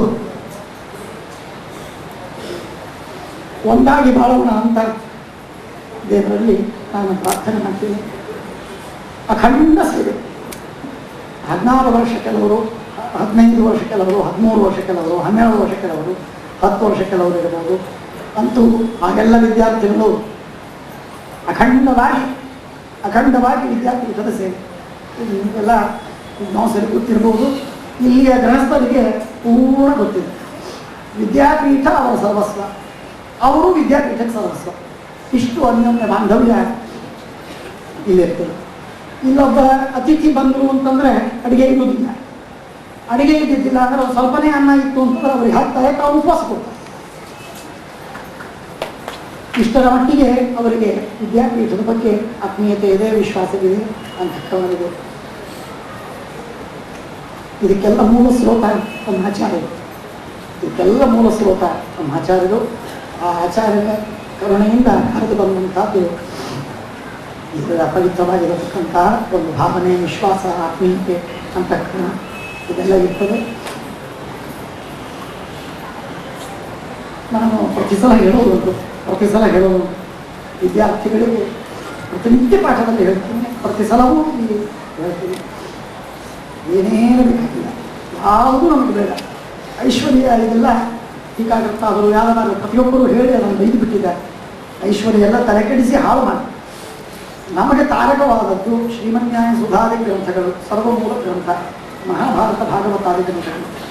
ಇವುಗಳನ್ನು ಸದಾಕಾಲ ಅಧ್ಯಯನ ಮಾಡ್ತಾ ಅವುಗಳಲ್ಲಿ ನಾವು ಅದರ ಅರ್ಥವನ್ನು ತಿಳ್ಕೊಂಡು ಭಗವಂತನ ಉಪಾಸನೆಯನ್ನು ಮಾಡುವಂತಹ, ಸದಾಕಾಲ ಭಗವಂತನ ಸ್ಮರಣೆ, ನಿರಂತರ ಭಗವಂತನ ಸಂಧಾನ ಬರುವಂತೆ ನಮ್ಮ ಸಾಧನೆ ಆಗಬೇಕು. ಈ ವಿಧವಾದ ಸಾಧನೆ ಆದರೆ ಸಾರ್ಥಕ. ಇಲ್ಲಿ ಎಲ್ಲ ವ್ಯರ್ಥ. ಆದ್ದರಿಂದ ಅದು ಭಾಗ್ಯ. ಲಕ್ಷವೋ ಕೋಟಿಯೋ ಅನಂತವೋ ಎಷ್ಟು ಹಣ ಗಳಿಸಿದ್ರೂ ಅಷ್ಟೇ, ಅದಕ್ಕೆ ಮಿತಿ ಇಲ್ಲ. ಆದರೆ ನನ್ನ ದೃಷ್ಟಿಯೊಳಗೆ ಅದು ಸರ್ವಥಾ ಭಾಗ್ಯವಲ್ಲ. ಇರಲಿ, ಆ ಲೌಕಿಕ ಭಾಗ್ಯವು ದೇವರು ಕರುಣಿಸಲಿ, ಭಗವಂತ ಅನುಗ್ರಹವನ್ನು ಮಾಡಲಿ, ಎಲ್ಲರನ್ನೂ ತೃಪ್ತರನ್ನಾಗಿಡಲಿ. ಆದರೆ ಅದಕ್ಕಿಂತಲೂ ಮುಖ್ಯವಾಗಿರತಕ್ಕಂಥದ್ದು ಶ್ರವಣಾದಿ ಜ್ಞಾನ ಇವ ಕ್ಷಣಂಪಿಷ್ಟೇನ ಪಿಕ್ವಚಿತ್ತ ಅಂತ ಹೇಳಿದಂತೆ ಸಕಲ ಕಾಲದಲ್ಲಿ ಕಾಲತ್ವಾವಚ್ಛೇದೇನ ಕಾಲತ್ವ ವ್ಯಾಪಕವಾಗಿ ಶ್ರೀಮದ್ ಆಚಾರ್ಯರ ಶಾಸ್ತ್ರವನ್ನು ಅಖಂಡವಾಗಿ ಓದಿ ತಿಳಿದು ಅರ್ಥ ಮಾಡಿಕೊಂಡು ಪಾಠ ಹೇಳುವ ಭಗವದ್ ಅನುಸಂಧಾನವನ್ನು ಮಾಡುವಂತಹ ಮಹಾ ಸೌಭಾಗ್ಯವನ್ನು ಎಲ್ಲ ವಿದ್ಯಾರ್ಥಿಗಳಿಗೆ ಪರಮಾತ್ಮ ಲಕ್ಷ್ಮೀ ಬ್ರಹ್ಮಾದಿ ಸಮಸ್ತ ದೇವತೆಗಳು, ಶ್ರೀಮದ್ ಆಚಾರ್ಯರು, ಸಮಸ್ತ ಗುರುಗಳು, ಪದ್ಮನಾಭಾದಿ ಜಯತೀರ್ಥಾದಿ ಸಮಸ್ತ ಗುರುಗಳು, ಸತ್ಯ ಧ್ಯಾನರು, ಸತ್ಯ ಪ್ರಮೋದರು, ಸತ್ಯಾತ್ಮತೀರ್ಥ ಶ್ರೀಪಾದಂಗಳವರು, ನಮ್ಮ ಆಚಾರ್ಯರು ಎಲ್ಲರೂ ಕರುಣಿಸಲಿ ಅಂತ ನಾನು ಸಕಲ ಸರ್ವಭಾವೇನ ಅವರಿಗೆ ಶರಣ ಹೋಗಿ ನಾನು ಪ್ರಾರ್ಥನೆ ಮಾಡ್ತೀನಿ. ಎಲ್ಲ ವಿದ್ಯಾರ್ಥಿಗಳಿಗೆ ವಿಶೇಷವಾದ ಜ್ಞಾನ ಬರಲಿ. ಈ ಬಾಂಧವ್ಯವನ್ನು ಹೀಗೇ ಉಳಿಸಿ ಶಾಶ್ವತವಾಗಿ ಚಿರಂತರವಾಗಿ ಈ ರೀತಿಯಾಗಿದ್ದು ಶ್ರೀಮದ್ ಆಚಾರ್ಯರ ಸೇವೆಯನ್ನು ಮಾಡುವಂತಹ ಸೌಭಾಗ್ಯ ನಮಗೆಲ್ಲರಿಗೆ ನಿರಂತರವಾಗಿ ದೊರಕಿ ಒಂದು ಕ್ಷಣ ಬಿಡದೆ ದೊರಕಿ ನಾನು ಪ್ರಾರ್ಥನೆ ಮಾಡ್ತಾ ಇದ್ದೀನಿ ಪರಮಾತ್ಮನಲ್ಲಿ. ಈ ಸಂದರ್ಭದೊಳಗೆ ಅನೇಕ ವಿಧವಾದ ಪ್ರತಿ ಸಲ ನಾನು ಹೇಳ್ತೀನಿ, ಆ ರೀತಿಯಾಗಿ ಹೇಳ್ತಾ ಇದ್ದ ಮಾತು. ಈ ಸಂದರ್ಭದೊಳಗೆ ಈ 16 ವರ್ಷದಲ್ಲಿ ಇದ್ದಾಗ ಎಷ್ಟೋ ಸಲ ನಾವು ಮಾತು ಬಿಟ್ಟಿರ್ತೇವೆ, ಜಗಳ ಆಗಿರ್ತೇವೆ, ಭಿನ್ನಾಭಿಪ್ರಾಯ ಇರ್ತದೆ. ಇವೆಲ್ಲ ಸಕಲ ಗುಣಗಳು ಎಲ್ಲ ಇದ್ದೇ ನಡೆದೇ ಇರ್ತದೆ. ಆದರೆ ಅವನ್ನೆಲ್ಲ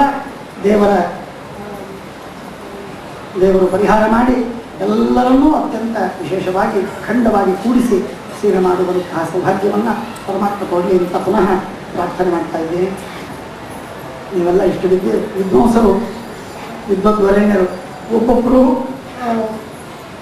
ಮಹಾಮಹಾಜ್ಞಾನಿಗಳು, ವಿದ್ವಾಂಸರು, ಭಗವದ್ಭಕ್ತರು, ಭಗವಂತನ ಅಧಿಷ್ಠಾನರು, ವಿಷ್ಣುವಾದ ದೇವತಾಧಿಷ್ಠಾನರು, ಅಂತಹ ಮಹಾಜ್ಞಾನಿಗಳು ಇಲ್ಲಿ ಬಂದಿದ್ದೀರಿ ಅಂತಂದರೆ ಕೇವಲ ಆಚಾರ್ಯರ ಪುಣ್ಯ, ನನ್ನ ಮೇಲೆ ಮಾಡಿದ ನೀವು ಮಾಡುವ ಅನುಗ್ರಹ ಅಷ್ಟನ್ನು ನಾನು ತಿಳಿದಿದ್ದೀನಿ. ಇದು ನನ್ನ ಪುಣ್ಯ ಅಂತ ನಾನು ಸರ್ವಥಾ ತಿಳಿದಿಲ್ಲ. ನನ್ನ ಪುಣ್ಯದಿಂದ ನೀವು ಬಂದಿರಿ ಅಂತ ನಾನು ಎಂದೂ ಭ್ರಮಿಸಿಲ್ಲ. ಸರ್ವಥಾ ವಿಭ್ರಮ ಬಂದಿಲ್ಲ, ಬರೋದು ಬೇಡ. ಆ ಪುಣ್ಯಕ್ಕೆ ಸ್ವಾತಂತ್ರ್ಯವಿಲ್ಲ. ಕೇವಲ ಭಗವಂತ ಕರುಣಿಸಿದ್ದು ನನ್ನ ಪುಣ್ಯ ನಿಮಿತ್ತವಾಗಿದ್ದರೆ ಆಗಿರಬಹುದು, ಗೊತ್ತಿಲ್ಲ. ಪರಮಾತ್ಮ ಇದೇ ರೀತಿಯಾಗಿ ಭಾಗ್ಯವನ್ನು ಕರುಣಿಸಬೇಕು. ನಿರಂತರವಾಗಿ ಶ್ರೀಮದ್ ಆಚಾರ್ಯ ಶಾಸ್ತ್ರದ ಪಾಠ ಪ್ರವಚನವಾಗುವಂತೆ ಆಗಬೇಕು. ಇಲ್ಲಿ ಈ ಇಲ್ಲಿಯ ಲೌಕಿಕರು ಬಹಳ ವಿಚಿತ್ರವಾಗಿ ನಮ್ಮ ಅಭಿಮಾನವನ್ನು ಮಾಡ್ತಾರೆ. ವಿದ್ಯಾಪೀಠ ಅಂದರೆ ಅವರಿಗೆ ಎರಡನೇ ಮನೆ ಅನ್ನುವಷ್ಟು ವಿಶ್ವಾಸವನ್ನು ಮಾಡ್ತಾರೆ. ವಿದ್ಯಾಪೀಠದಲ್ಲಿ ಅನೇಕ ಅನಾನುಕೂಲತೆಗಳಿವೆ. ನಾವು ಬಹಳ ನಿಶ್ಚಲ ಬಡಿ ಮಾಡ್ತೀವಿ, ಏನೇನೋ ಮಾಡ್ತೀವಿ, ಇದೆಲ್ಲ ಅವರಿಗೆ ಅನೇಕ ತರಹದ ತೊಂದರೆ ಆಗ್ತದೆ. ಆದರೂ ಯಾರೂ ಏನೂ ಮನಸ್ಸಿಗೆ ಹಚ್ಕೊಳ್ಳದೆ ಬಂದು ಅತ್ಯಂತ ವಿಶ್ವಾಸದಿಂದ ಇಲ್ಲಿ ವಿದ್ಯಾಪೀಠದ ಬಗ್ಗೆ ಅಭಿಮಾನವನ್ನು ತಾಳಿದ್ದಾರೆ, ವಿಶ್ವಾಸವನ್ನು ಮಾಡ್ತಾರೆ, ದಾನವನ್ನು ಕೊಡ್ತಾರೆ, ಅನ್ನದಾತಗಳಾಗಿದ್ದಾರೆ. ಆದ್ದರಿಂದ ಅವರೆಲ್ಲರಿಗೂ ನನ್ನ ಹೃತ್ಪೂರ್ವಕ ಅಭಿನಂದನೆಗಳು, ಕೃತಜ್ಞತೆಗಳು, ನಮಸ್ಕಾರಗಳನ್ನು ಮಾಡ್ತಾ ಇದ್ದೀನಿ. ಅದರೊಳಗೂ ಕೆಲವರು ವಿಶೇಷವಾಗಿ, ನಾನು ಹೆಸರು ಹೇಳುವುದಿಲ್ಲ, ಬಹಳ ಜನ ಇದ್ದಾರೆ.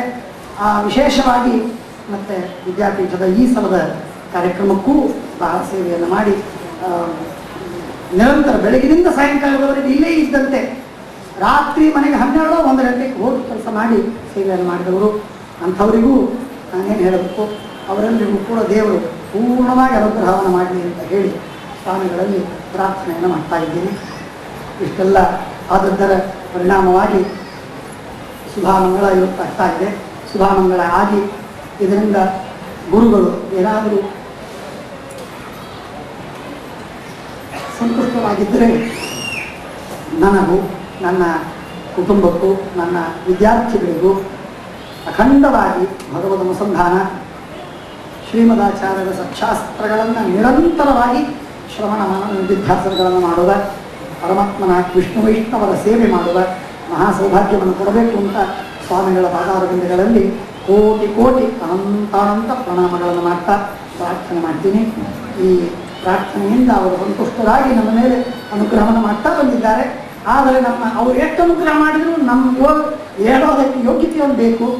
ಆ ಯೋಗ್ಯತೆಯು ಅಭಿವ್ಯಕ್ತವಾಗುವಂತೆ ಮಾಡಿ ಅನುಗ್ರಹವನ್ನು ಮಾಡಿ ಅಂತ ಪ್ರಾರ್ಥನೆ ಮಾಡ್ತಾ, ನಾಹಂ ಕರ್ತಾ ಹರಿಕರ್ತಾ ತತ್ಪೂಜಾ ಕರ್ಮಚಾಖಿಲಂ ತಥಾಪಿ ಮತ್ಕೃತಾ ಪೂಜಾ ತತ್ಪ್ರಸಾದೇನ ನಾಣ್ಯಥಾ ತದ್ಭಕ್ತಿ ತತ್ಫಲಂ ಮಹ್ಯಂ ತತ್ಪ್ರಸಾದ ಪುನಃ ಕರ್ಮನ್ಯಾಸೋ ಹರಾದೇವಂ ವಿಷ್ಣೋಸ್ತುತಿಕರ ಸದಾ ಕಾಯೇನ ವಾಚಾ ಮನಸಾ ಇಂದ್ರಿಯೈರ್ವ ಬುದ್ಧ್ಯಾ ಆತ್ಮನಾ ವಾ ಅನುಸೃತ ಸ್ವಭಾವಂ ಕರೋಮಿ ಯದ್ಯತ್ ಸಕಲಂ ಪರಸ್ಮೈ ನಾರಾಯಣಾನೇತಿ ಸಮರ್ಪಯಾಮಿ.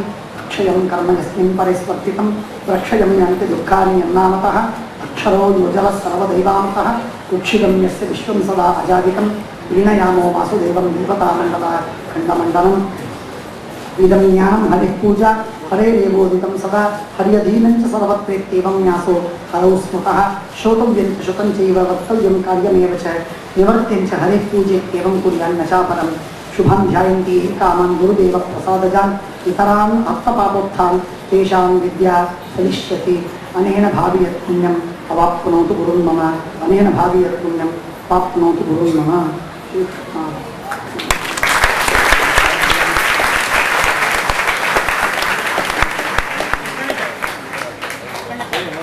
ಮಹಾಸ್ವಾಮಿಗಳವರು ಇನ್ಮೇಲೆ ಸುಧಾಮಂಗಳವನ್ನು ಮಾಡಿ ಎಲ್ಲ ವಿದ್ಯಾರ್ಥಿಗಳಿಗೆ ಹಾಗೂ ನನಗೆ ಅನುಗ್ರಹವನ್ನು ಮಾಡಬೇಕು ಅಂತ, ಆಶೀರ್ವಾದವನ್ನು ಮಾಡಬೇಕು ಅಂತ ಪ್ರಾರ್ಥನೆ ಮಾಡ್ತೀನಿ. आनंद तीर्थ श्री श्री सत्य ध्यान तीर्थ महाराज की अभिनव सत्य ध्यान तीर्थ श्री श्री सत्य प्रमोद तीर्थ महाराज की अभिनव रघुत्तम तीर्थ श्री श्री सत्यात्म तीर्थ महाराज की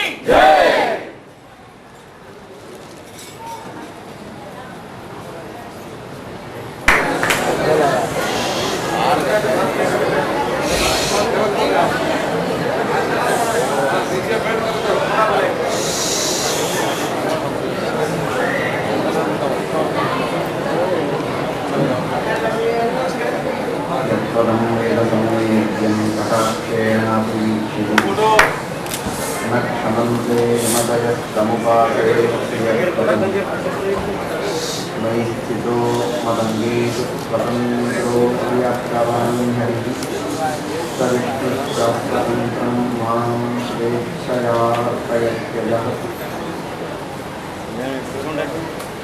स्वात्मनस्तस्य पूजास्युः मनोवाकायतस्तयः समैताः इति कर्तान् देशीं च हरिं स्मरेत् श्रीगुरुभ्यो नमः।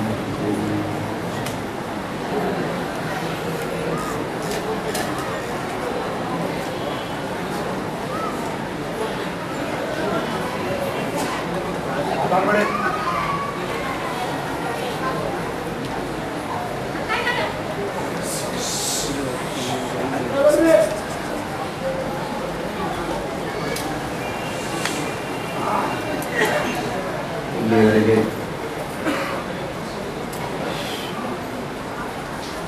ಶ್ರೀಮನ್ಯಾಯಸುತೆಯ ಮಹತ್ವವನ್ನು ನೀವು ತಿಳಿದಿದ್ದೀರಿ. ವ್ಯಾಖ್ಯಾನ ಬ್ರಹ್ಮಸೂತ್ರಗಳು ಸಮಗ್ರವಾದ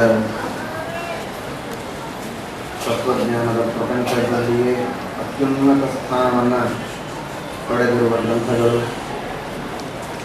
ಪರಮ ಮಂಗಲವಾದಂತಹ ಗ್ರಂಥಗಳು. ಅಂತಹ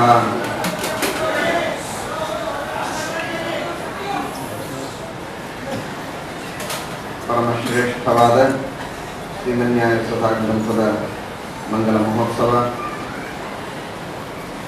ಜೊತೆಗೆ ಮಹಾಭಾರತ ತಾತ್ಪರ್ಯ ನಿರ್ಣಯದ ಒಂದು ಪ್ರಕಾಶನದ ಸಂದರ್ಭ.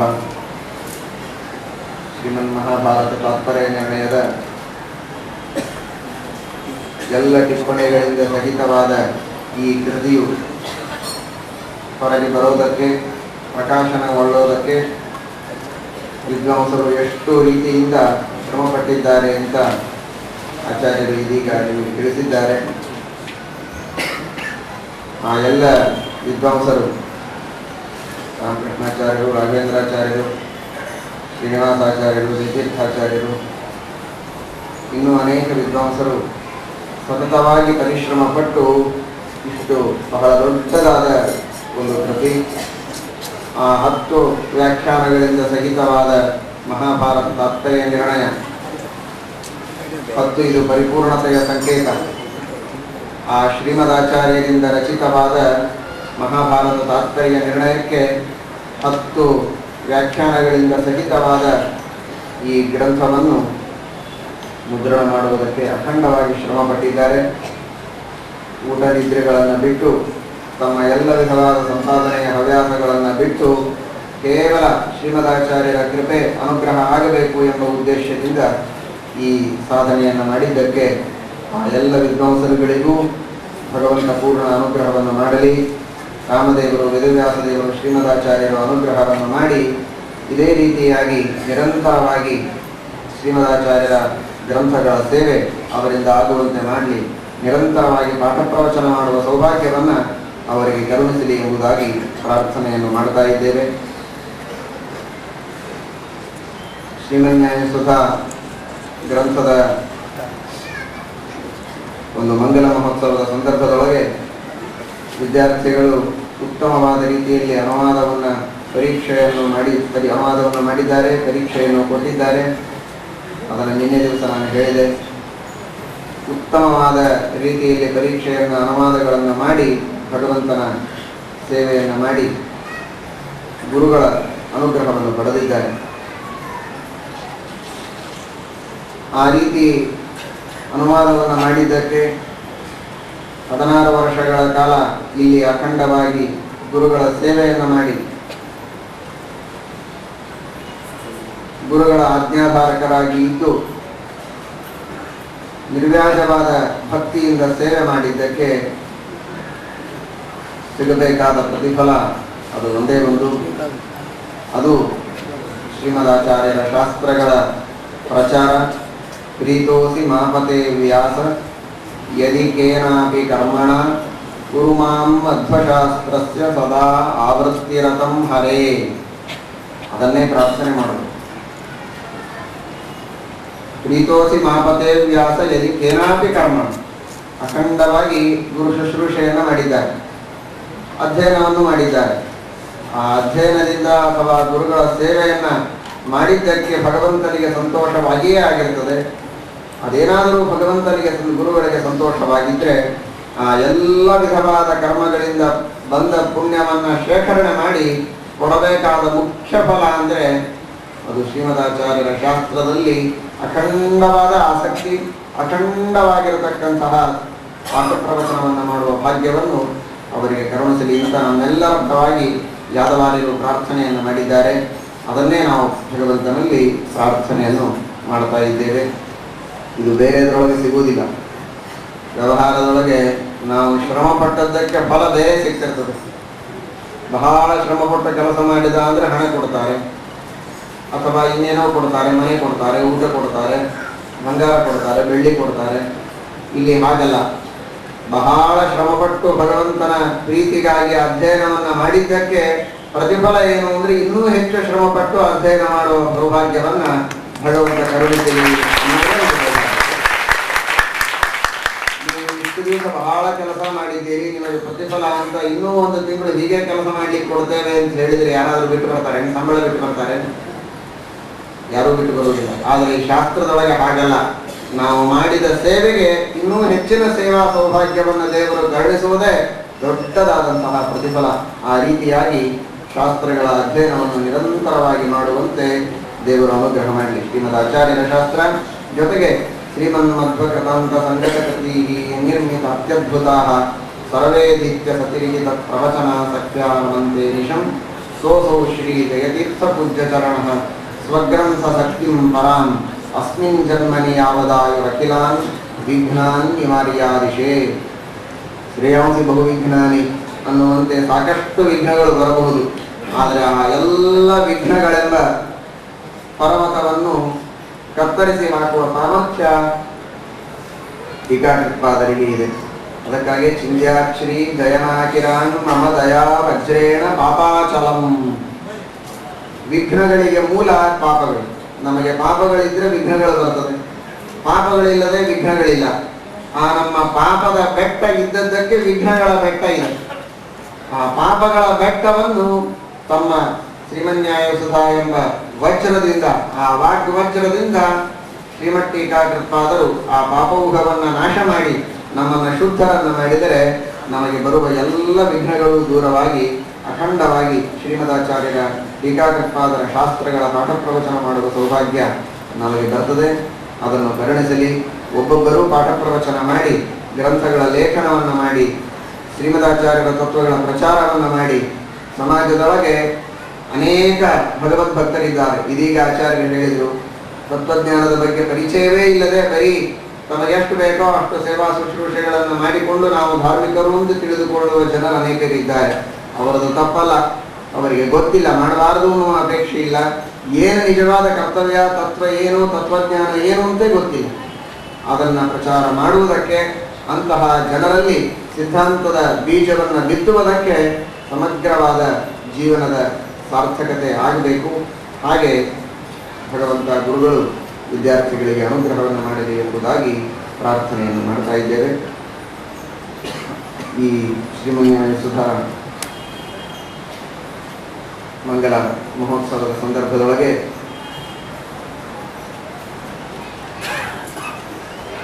ಅನೇಕ ಅಪರೂಪದ ತತ್ವಗಳನ್ನು ಆಚಾರ್ಯರು ಅನುವಾದ ಮಾಡಿದ್ದನ್ನು ಕೇಳಿದಿರಿ.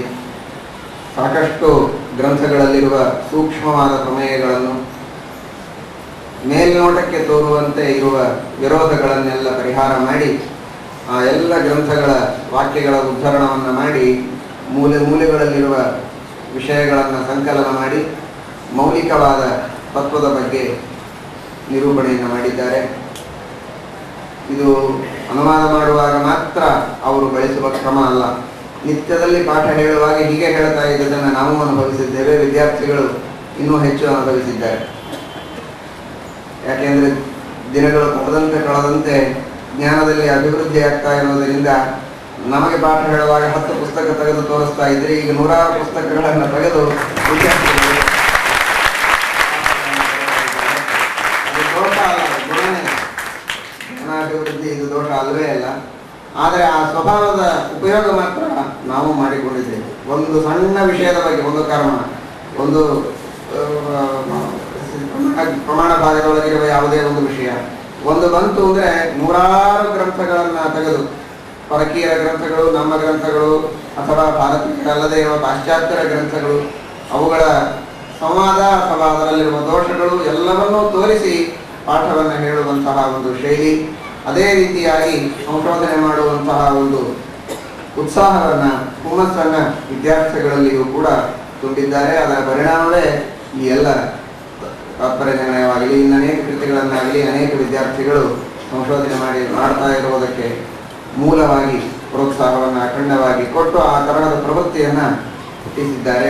ಇದೇ ರೀತಿಯಾಗಿ ಆ ವಿದ್ಯಾರ್ಥಿಗಳು ಅದರ ಪೂರ್ಣ ಲಾಭವನ್ನು ತೆಗೆದುಕೊಂಡು ಹೆಚ್ಚಿನ ಸಂಶೋಧನಾ ಕಾರ್ಯದೊಳಗೆ ಶ್ರೀಮದಾಚಾರ್ಯರ ಈ ಸಂದರ್ಭದೊಳಗೆ ತಾತ್ಪರ್ಯ ನಿರ್ಣಯದ ಜೊತೆಗೆ ಅದೇ ವಿದ್ಯಾರ್ಥಿಗಳು ನಮ್ಮ ಬೆಂಗಳೂರಿನ ಜಯತೀರ್ಥ ವಿದ್ಯಾಪೀಠದಲ್ಲಿ ಅಧ್ಯಯನ ಮಾಡಿದ ಇಬ್ಬರು, ಅದರಂತೆ ಇಲ್ಲಿಯ 3 ಜನ ವಿದ್ಯಾರ್ಥಿಗಳು, ನಮ್ಮ ವಾದರಾಜಾಚಾರ್ಯ, ಕರ್ಣಂ ವಾದರಾಜಾಚಾರ್ಯ LS ಅಂತ 2 ವಿದ್ಯಾರ್ಥಿಗಳು, ಜೊತೆಗೆ ಶ್ರೀನಿವಾಸ ತೀರ್ಥಾಚಾರ್ಯರು, ಜಯತೀರ್ಥಾಚಾರ್ಯರು, ವಿದ್ಯಾಧೀಶಾಚಾರ್ಯರು, ಇವರು 5 ಜನ ಸೇರಿ ಶ್ರೀಮದಾಚಾರ್ಯರು ವಾಯುದೇವರ ಅವತಾರರಲ್ಲ ಅಂತ ಹೇಳುವುದಕ್ಕೆ, ಅವರು ದೈತ್ಯರ ಅವತಾರ ಅಂತ ಹೇಳತಕ್ಕಂತಹ ಕೆಲವು ಪ್ರಮಾಣಗಳನ್ನು, ಅರ್ಥಾತ್ ಕೆಲವು ಪ್ರಮಾಣಾಭಾಸಗಳನ್ನು ತಾವೇ ಕೈಯಿಂದ ಕಟ್ಟಿ ಕೆಲವು ಕುಹಕಿಗಳು ಪುರಾಣದೊಳಗೆ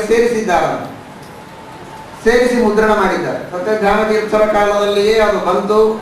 ಆಗ ಸತ್ಯಜ್ಞಾನ ತೀರ್ಥ ಶ್ರೀಪಾದಂಗಳವರು ನಮ್ಮ ಪರಮಗುರುವಾದ ಮಾಹುಲಿ ಆಚಾರ್ಯರಿಗೆ ಆದೇಶ ನೀಡಿ ದೇಶಗಳಿಗೆ ಹೋಗಿ ಅದು ಸುಳ್ಳು ಅಂತ ನೀನು ಸಮರ್ಥನ ಮಾಡಬೇಕು ಅಂತ ಆದೇಶ ನೀಡಿದರು.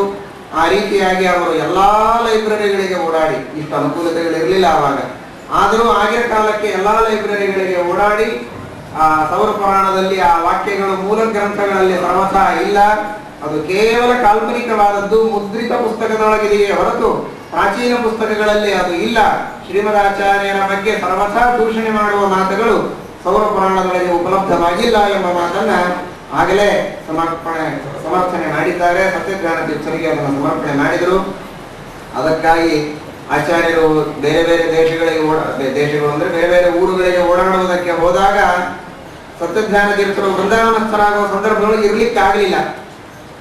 ನಮ್ಮ ವೃಂದಾವನ ನಮಗೆ ಕಷ್ಟ ಆಗಿದೆ, ಆ ದೇಹಾಲಸ್ಯ ಆಗಿದೆ, ಈ ಸಂದರ್ಭದೊಳಗೆ ಹತ್ತಿರ ಇದ್ದು ಸೇವಾ ಮಾಡಬೇಕು ಅನ್ನೋದು ದೊಡ್ಡದಲ್ಲ. ನೀನು ಹೋಗಿ ಮಧ್ವಾಚಾರ್ಯರ ಬಗ್ಗೆ ಮತ್ತೆ ನಿಷ್ಕಲಂಕವಾದ ಚರಿತ್ರ ಅವರದಿದೆ ಎನ್ನುವುದನ್ನು ನೀನು ಸಮರ್ಥನೆ ಮಾಡೋದೇ ನನ್ನ ಸೇವೆ. ನನ್ನ ರೀತಿಯಾಗಿ ಮಾಡಿದ್ರು, ಅದನ್ನ ಟೆಲಿಗ್ರಾಮ್ ಮೂಲಕ ತಿಳಿಸಿರಬಹುದು. ಆದರೆ ಸಮರ್ಪಣೆ ಮಾಡೋ ಹೊತ್ತಿಗೆ ಸತ್ಯಜ್ಞಾನ ತೀರ್ಥರು ವೃಂದಾವನಸ್ಥರಾಗಿದ್ದರು ಅಂತ ನಾವು ಕೇಳ್ತೇವೆ. ಆ ರೀತಿಯಾಗಿ ಅವರು ಮಾಡಿದ ಸೇವೆ ಇದೆ.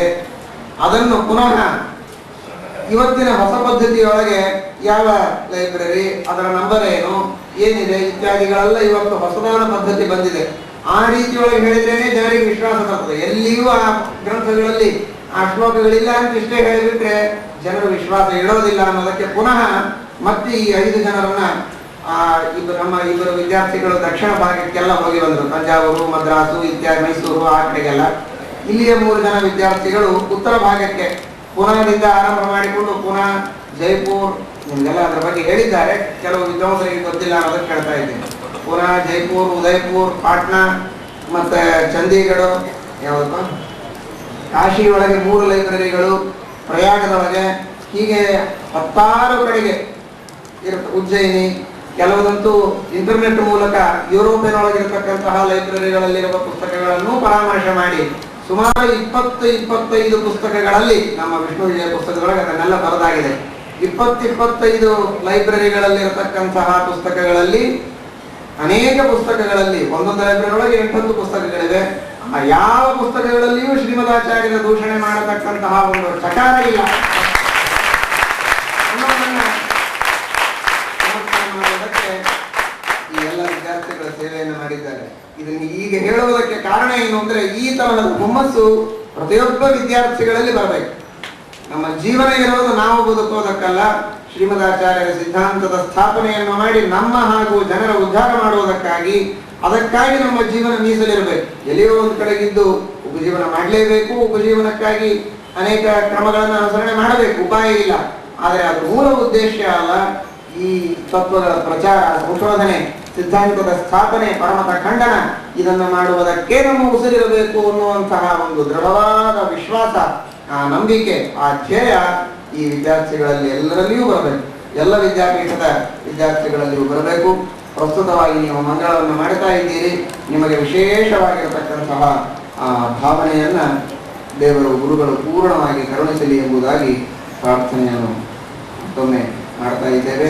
ಶ್ರೀಮನ್ಯಾಯ ಸುಧಾ ಗ್ರಂಥದ ಮಂಗಲ ಮಹೋತ್ಸವ ಇದು ಮುಗಿಯುವುದಕ್ಕೆ ಮಾಡಿದ ಮಂಗಲ ಅಲ್ಲ.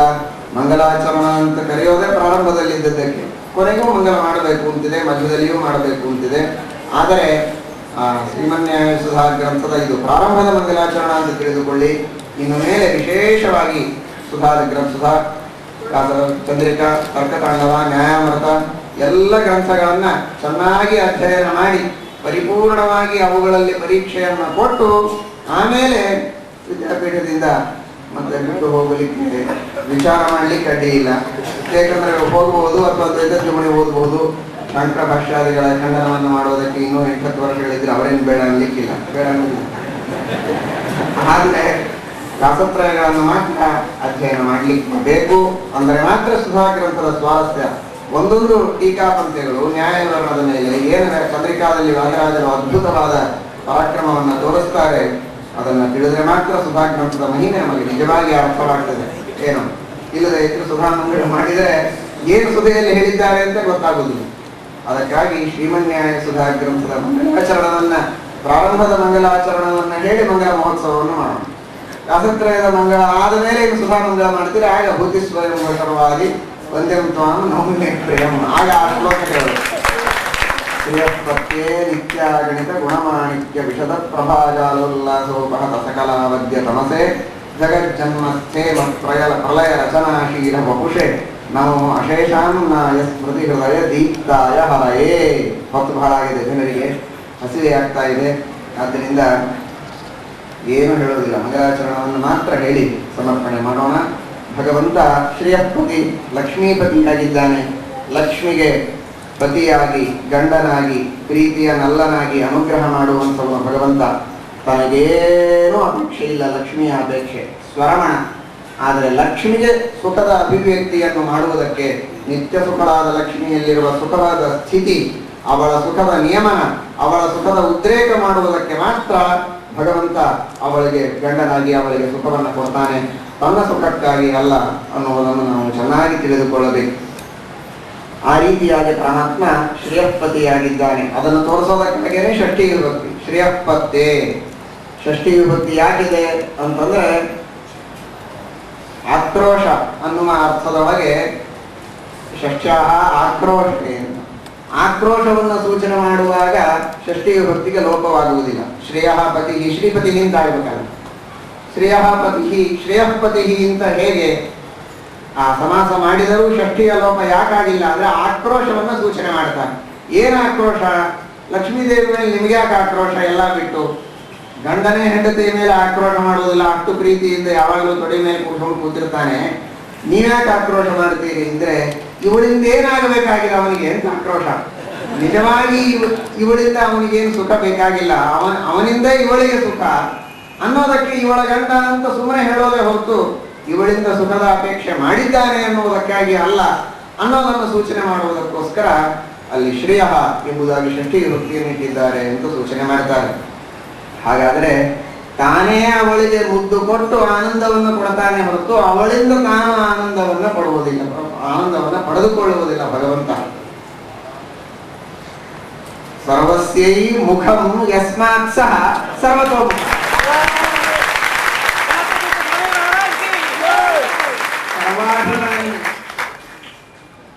ಸರ್ವಾಭಿಮಾನಿನಿಯಾದ ಮಹಾಲಕ್ಷ್ಮಿಗೆ ಸರ್ವ ಅಂತ ಕರೀತಾರೆ ಅಂತ ಮೊನ್ನೆ ಹೇಳಿದೆ.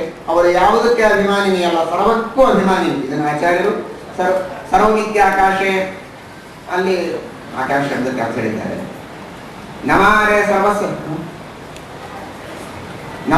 ಸರ್ವಸ್ಯ ಕಾಮಾಯ ಸರ್ವಂ ಪ್ರಿಯಂ ಭವತಿ ಅಂತ ಅನ್ನೋ ಕಡೆಗೆ, ಅಥವಾ ಇನ್ನನೇಕ ಕಡೆಗೆ ಸರ್ವ ಎಂಬ ಶಬ್ದಕ್ಕೆ ಮಹಾಲಕ್ಷ್ಮಿ ಅಂತ ಅರ್ಥವನ್ನು ಶ್ರೀಮದಾಚಾರ್ಯರೇ ಹೇಳಿದ್ದಾರೆ. ಈ ಉತ್ಪತ್ತಿಗಳನ್ನು ಹತ್ತು ತೋರಿಸಬಹುದು, ತೋರಿಸುವುದಿಲ್ಲ.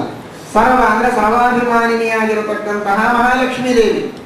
ಆ ಮಹಾಲಕ್ಷ್ಮೀ ದೇವಿಗೆ ಮುಖವನ್ನು ಕೊಡ್ತಾನೆ ಅಂತಂದ್ರೆ ಮುದ್ದು ಕೊಡ್ತಾನೆ ಅಂತ ಅರ್ಥ. ಸರ್ವಸ್ಯೈ ಮಹಾಲಕ್ಷ್ಮೀ ಮುಖಂ ಯಸ್ಮಾತ್ ಚುಂಬನಂ ಯಸ್ಮಾತ್ ಸಹ ಸರ್ವತೋಮುಖ. ಮಹಾಲಕ್ಷ್ಮೀ ದೇವಿ ಮುಖವನ್ನು ಕೊಟ್ಟು ಚುಂಬನವಾಗಿ ಆನಂದ ಕೊಡತಕ್ಕಂಥವನ್ನೇ ಹೊರತು ಅವಳಿಂದ ಆನಂದವನ್ನ ಪಡೆದುಕೊಳ್ಳುವವನಲ್ಲ ಎಂಬುದಾಗಿ ನಾವು ತಿಳಿದುಕೊಳ್ಳಬೇಕು. ಆದ್ದರಿಂದ ಸರ್ವತೋಮುಖ. ನಿತ್ಯಾಗಣಿತ ಗುಣಮಾಣಿಕ್ಯ ವಿಷದ ಪ್ರಭಾಜಾಲೋಲ್ಲಾಸೋಪಹತ ಸಕಲಾವತ್ಯ ತಮಸೆ. ನಿತ್ಯದಲ್ಲಿ ಭಗವಂತ ಗುಣ ಪರಿಪೂರ್ಣನಾಗಿದ್ದಾನೆ, ದೋಷ ದೂರನಾಗಿದ್ದಾನೆ. ಆದ್ದರಿಂದ ಭಗವಂತನಿಗೆ ಮತ್ತೆ ನಿತ್ಯಾಗಣಿತ ಗುಣಮಾಣಿಕ್ಯ ವಿಷದ ಪ್ರಭಾಜಾಲೋಲ್ಲಾಸೋಪಹತ ಸಕಲಾವತ್ಯ ತಮಸೆ, ಅಖಂಡವಾಗಿ ಗುಣ ಪರಿಪೂರ್ಣನಾದದ್ದರಿಂದಲೇನೆ ಅವನಲ್ಲಿ ಯಾವ ದೋಷಗಳೂ ಇಲ್ಲ ಅನ್ನುವುದನ್ನು ಟೀಕಾಕೃತ್ಪಾದರು ಹೇಳ್ತಾರೆ. ಜ್ಞಾನಪೂರ್ಣವಾಗಿದೆ, ಆನಂದ ಯಾಕೆ ಅಲ್ಲ. ಅಜ್ಞಾನ ಎಲ್ಲಿಂದ? ಆನಂದ ಪೂರ್ಣವಾಗಿದೆ, ದುಃಖ ಎಲ್ಲಿಂದ? ಹೀಗಾಗಿ ಯಾವ ದೋಷಗಳು ಅವನೊಳಗಿಲ್ಲ ಎಂಬುದಾಗಿ ಟೀಕಾಕೃತ್ಪಾದರು ಹೇಳ್ತಾರೆ. ಅದನ್ನು ತಿಳಿಸ್ತಾರೆ. ಸರ್ವತೋಮುಖಂ, ಭಗವಂತ ಗುಣಪರಿಪೂರ್ಣನಾದದ್ದರಿಂದಲೇ ಸರ್ವ ಎಂಬುದಾಗಿ ಶ್ರೀಮದಾಚಾರ್ಯರು ಹೇಳ್ತಾರೆ. ಸರ್ವಂ ಖಲ್ವಿದಂ ಬ್ರಹ್ಮ, ಸರ್ವಂ ಖಲ್ವಿದಂ ಬ್ರಹ್ಮ ಎಂಬ ಬೃಹದಾರಣ್ಯಕ ಉಪನಿಷತ್ತಿನ ಮಾತಿಗೆ ಅರ್ಥ ಬರೆಯುವಾಗ ಪರಮಾತ್ಮನಿಗೆ ಸರ್ವ ಅಂತ ಯಾಕೆ ಕರೀತಾರೆ ಅಂದ್ರೆ ಸರ್ವಗುಣ ಪೂರ್ಣತ್ವಾತ್ ಸರ್ವಂ ಅಂತ ಶ್ರೀಮದಾಚಾರ್ಯರು ಭಾಷ್ಯ ಕರೀತಾರೆ. ಭಗವಂತನಿಗೆ ಸರ್ವ ಅಂತ ಕರೆಯುವುದಕ್ಕೆ ಕಾರಣ ಸರ್ವಗುಣ ಪರಿಪೂರ್ಣನಾದದ್ದರಿಂದ ಅವನು ಸರ್ವ ತಾನೇ ಹೇಳಿಕೊಂಡಿದ್ದಾನೆ. ಅಥವಾ ಅರ್ಜುನ ಹೇಳ್ತಾನೆ, ಸರ್ವಂ ಸಮಾಪ್ನೋಷಿ ತಥೋಸಿ ಸರ್ವಃ. ನೀನ್ ಯಾಕೆ ಸರ್ವ? ಎಲ್ಲ ಗುಣಗಳನ್ನು ಹೊಂದಿದ್ದಿ, ಆದ್ದರಿಂದ ನೀನು ಸರ್ವ. ಗುಣಗಳನ್ನು ಹೊಂದಿದ್ದಿ ಅಂತ ಎಲ್ಲಿ ಅಂದಿದ್ದಾನೆ ಅರ್ಜುನ? ಎಲ್ಲವನ್ನೂ ಹೊಂದಿದ್ದಿ ಎಂದಿದ್ದಾನೆ. ದೋಷವನ್ನು ಹೊಂದಿದ್ದಿ ಅಂತ ಅರ್ಥವಾಗಿರಬಹುದಲ್ಲ ಅಂದ್ರೆ ಹಾಗೆ ಅರ್ಥವಾಗುವುದಿಲ್ಲ. ಅವರು ಬೇಕಾದಷ್ಟು ಉಳ್ಳವರು ಅಂತಂತಾರೆ. ಉಳ್ಳವರಪ್ಪ ಅವರು, ಅವ್ರ ಹತ್ರ ಹಾಗೆ ಹೀಗೆ ಸುಮ್ಮನೆ ಸಾಮಾನ್ಯ ತಿಳ್ಕೊಬೇಡ. ಬೇಕಾದಷ್ಟು ಉಳ್ಳವರು ಅಂದ್ರೆ ಏನು ಉಳ್ಳವರು ನೀವು ಅಂದಿರುವುದಿಲ್ಲ. ಸಂಪತ್ತು ಉಳ್ಳವರು, ಭಾರಿ ಐಶ್ವರ್ಯ ಉಳ್ಳವರು ಅಂದಿಲ್ಲ, ಉಳ್ಳವರವರು ಅಂತಂತಾರೆ. ಉಳ್ಳವರ ಹತ್ರ ಹೋಗಿ ಕೇಳಿದ್ರೆ ಏನಾದ್ರೂ ಸಿಗ್ತದೆ, ಖಾಲಿ ಇದ್ದವರ ಹತ್ರ ಏನ್ ಸಿಗ್ತದೆ? ಉಳ್ಳವರು ಅಂದ್ರೆ ಏನು? ಮನೆಯೊಳಗೆ ಕಸಬರಗಿ, ಕಡ್ಡಿ, ಕತ್ತಿ, ಹಂದಿ, ನಾಯಿ ಅವರ ಅರ್ಥ ಏನದಂತ ಅರ್ಥ. ಬಂಗಾರ, ಬೆಳ್ಳಿ, ಮುತ್ತು, ರತ್ನ, ವಜ್ರ, ಸಂಪತ್ತು ಇದೆ ಅಂತ ಅರ್ಥ. ಒಳ್ಳೆಯದಿದ್ರೇನೆ ಇದೆ ಅಂತ ಹೇಳೋದು.